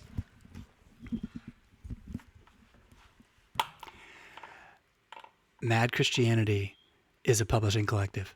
That's what we are. We exist to promote your stuff. It's got to be about Jesus. It's got to come through us. I will not promote it if I think it could be better. But the whole point is to inspire you all, creative, productive, good people, to do stuff. And we want to promote it and share it. So yes. And what does the Mad Network as it exists as people that are volunteering right now, if you're not in that kind of crew yet, what do they do? What they do is they exist as an alt social community online that's filled with people who like to think about their faith and want to do stuff with it, talk about it, and sometimes partner together to do it. If it rises high enough that I get involved, we stamp the Mad Christian label on it, and we will release it when you get it done. Yeah, we'll put it through our various editing and whatnot, and if we have to find more people or the timeline's not quite what we want it to be. But yes is the answer. Yes, that is what the rest of my life and all of this is given to, is creating the platform by which you may promote your Christian art, whatever it is. I will even, but you can't tell anybody, but I will tell you that underneath all the brands that exist that I've kind of Mad Christianity and Power and Stop the White, those are all various brands to try to get into different communities with the information. The agenda is to build Dark Shore Comics. I'm not going to say more than that, but everything else is to build Dark Shore Comics, and a comic is a book. It's just a book with some pictures in it. And frankly, I think we need more of those, don't we? Doesn't matter if it's a comic book, a graphic novel, or just something like your King James Bible for the family. We need more. So my answer is yes, please join the network. And on that level, how do you join the Mad Network? Okay. So we're past showtime. If you want to leave, obviously you want to leave. But 116, that's a nice high right there. And 2 negatives. The plan, okay, so behind the scenes, how do we manage everything? We've been managing most of what we do through an app called Marco Polo. Marco Polo allows you to video chat very quickly. It's kind of like Snapchat, but different. We've tried to find an alternate resource because recently Marco Polo made you start paying for it, and we don't want people to have to do that. It also has some flaws in it. And we'd like a place that interacts a little bit better between your computer and your phone if we're going to try to bring other people into a working network. Also, at a certain point, the Marco Polo channels that you have to create, it just gets clunky. So we've been looking for, I'd say, probably a month and a half now trying to figure out what is the answer to try to continue to build this network to interface with the Lutheran Layman Local Action Network, which is still a thing. That's not going away. You just got to give us some time to lay foundation work. But if you're planning to start a men's group in your church, stay tuned and go ahead and just start one this fall. Start a men's group. Do stuff, right? Be ready so that when the stuff from Lutheran Layman's Local Action Network comes out, you're ready to go. So that's all happening too. That made me that made me lose my train of thought though to go off on the Lutheran Layman's Local Action Network. I'm going to bring it back then just to the comics. The goal. Oh, that's right. So how are we going to network? So moving out of Marco Polo, I mean, consider this like a team meeting right now. The goal is to move into Discord primarily. Okay. So we're going to create a Discord channel. If you're not familiar with Discord, it's kind of like your own private Facebook that you got to run, sort of. But it's behind like a login wall, and there's a bunch of other stuff you can do. I'm not as familiar with it. It's huge in gaming communities, especially gaming communities that follow developers. So if you are really into a game and there's a guy who makes stuff for that game that's not made by the company that makes the game, and you want to follow all his stuff, and even if he jumps games, you like it when he does the coding and you want to follow it, Discord's like a community hub for that. So we're going to build one. We're going to build a Mad Christian Discord. And we're going to try to make it so it functions not only as our our behind the scenes, backside operations, but then that operations will also be where you as community can hang out when you're online. You don't have to go onto Facebook. You can log into Discord and there'll be mad Christians sitting there chatting with each other. I may not be there, but I'll pop in from time to time. And it'll allow me also to do things like drop videos that you can see that don't have to be national videos. They don't have to be entertainment videos. If I put it on this channel, I kind of got to think about it. If I put it in a Discord, I can just talk to you a little bit. And so it allows us as an organization to become very, very unique. Let's just say we're not an organization. We're a movement. We're a movement. We're a direction, and the direction is toward resurrection. Yeah. The resurrection direction is where we're moving. That's a little too cheesy to try to say too many times. So do I want to have us get together and publish a Christian fiction? Yes. Yes. Yes. I know there's a new super chat on the bottom, but I'm still looking for Mom Monsters that I may have missed. I feel really sad because she's always helping. She's always here. She hangs out, but we're going to have to catch that one next week. We got Roger Perez says. Roger Perez. He doesn't say that. It just says it from him. Thank you, Roger. I like it's like a purple phoenix. Like your image is really cool. There's an eagle. That's really cool. I like that. It'd be a sweet tattoo. If you're into that kind of thing.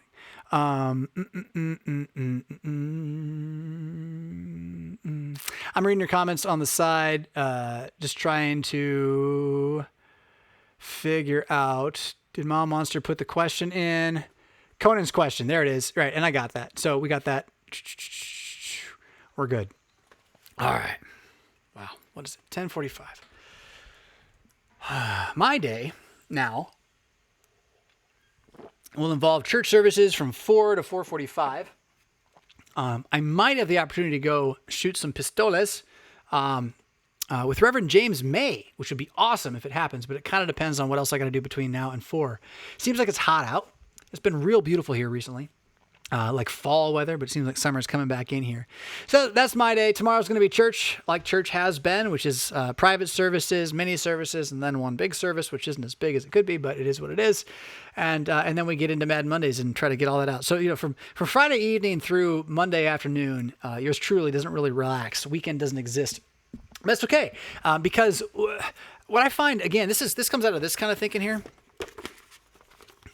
So one of the things that David Allen says in Making All Work is that the distinction between work and life is a lie. That's a really interesting proposition. That work is life and life is work. And if you're trying to get out of work, you're trying to die. You don't like life.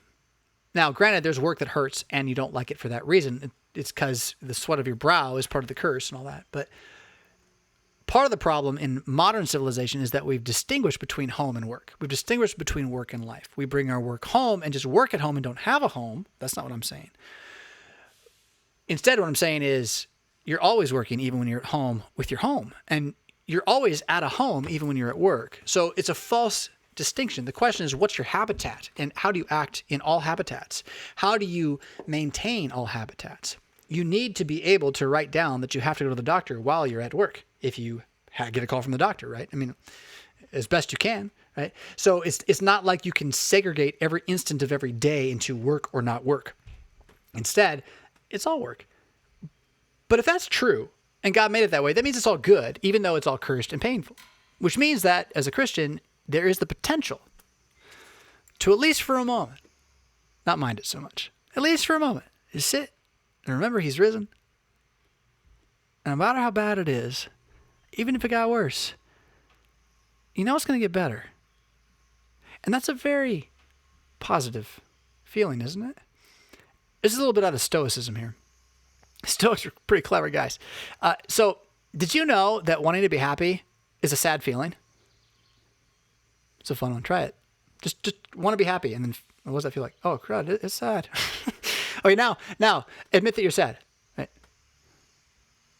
It's kind of a good feeling. Isn't that weird? It's completely backwards. It's Stoicism. The subtle art of not giving a... You can fill in the blanks or just put that into Amazon. You can find it. It's a good book on this. And in that then, He is risen and His coming again is an acknowledgement of the negativity of the present, which is itself a positive thought. I need to get better. I'm not doing enough for God. Oh, that'd be a negative thought, wouldn't it? So it's not about law and gospel quite, but it kind of is. Like, what are you standing on? We have a sure foundation, the refuge for the lost, the rock of our foundation, or the rock of our salvation, the name in which we boast, right? It shouldn't make you afraid. And if you are, it's your fault, and He forgives you. And He tells you, you're not going to be afraid for long. You're not going to be afraid for long. You're paid for. He won't be long now. You can't die. Oh, I'm going to leave you with this one. I've been pondering this one and wondering when I would get a chance to ride on it or something. I don't know if I ever will. It's kind of fun though. If you've raise your hand if you've ever watched Marvel's Agents of S.H.I.E.L.D. Speaking of wrestling with dark heroes and finding some good ones, it's a really great series. Honestly, it's one of the best TV series shows I've ever watched. I can't speak for the most recent season or two, but it really is phenomenal. There's a moment in, I think it's season 5,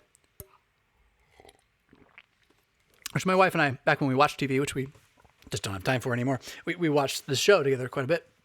In season 5, there's 2 characters, Fritz and Fitzsimmons, and they're in love with each other, and you've known this for a long time. And they're kind of nerds, and they're super smart, whatever. They're just humans.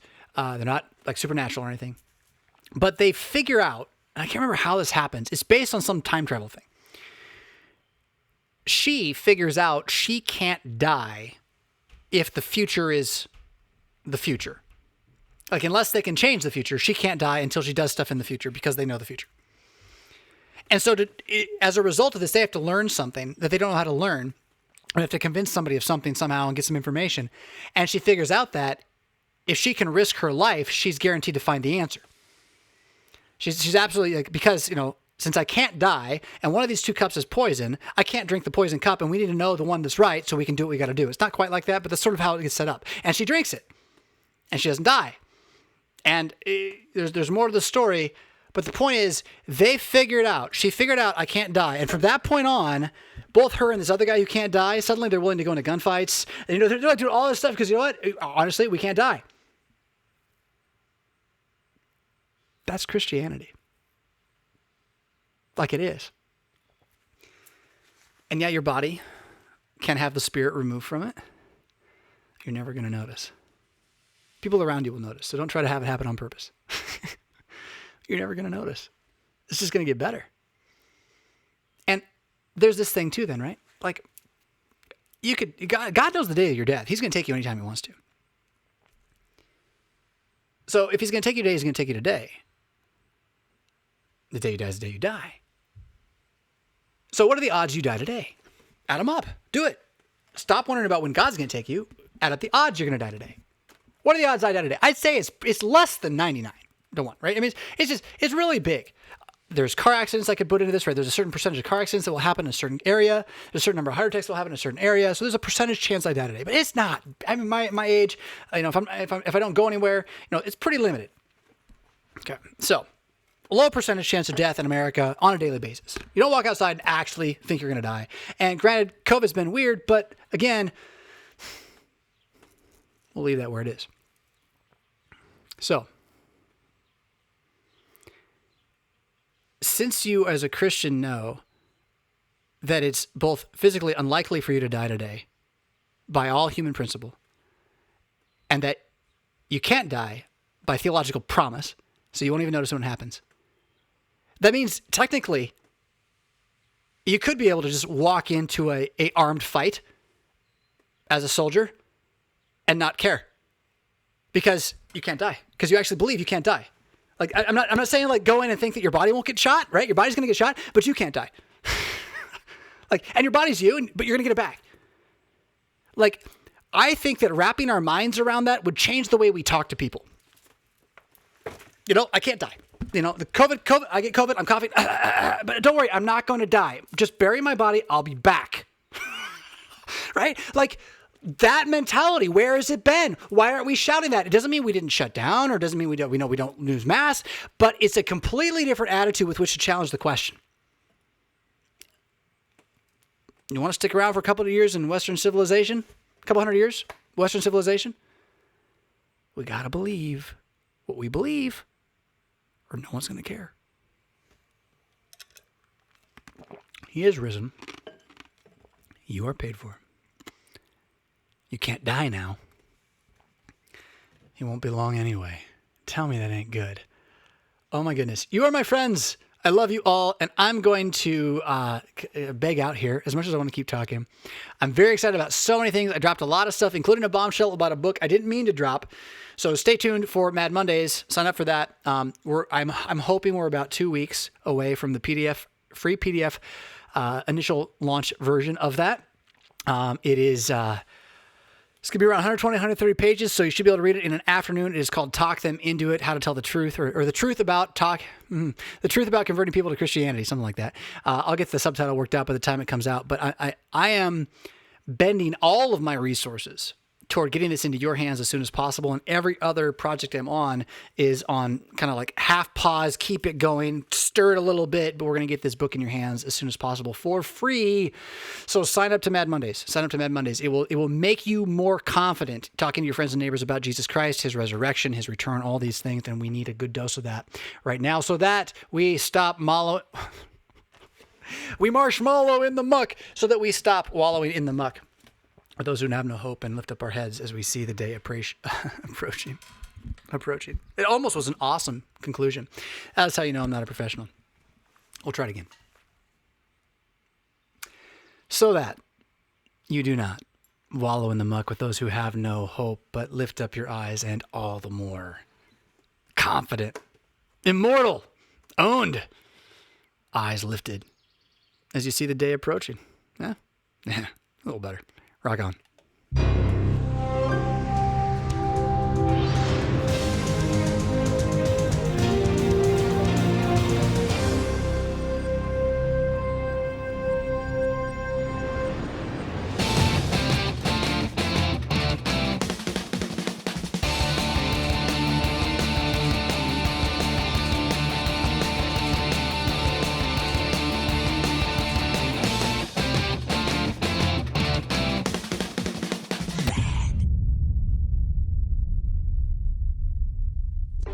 Was that worth $1? Click the Patreon link in the show notes to sign up. Pretty please?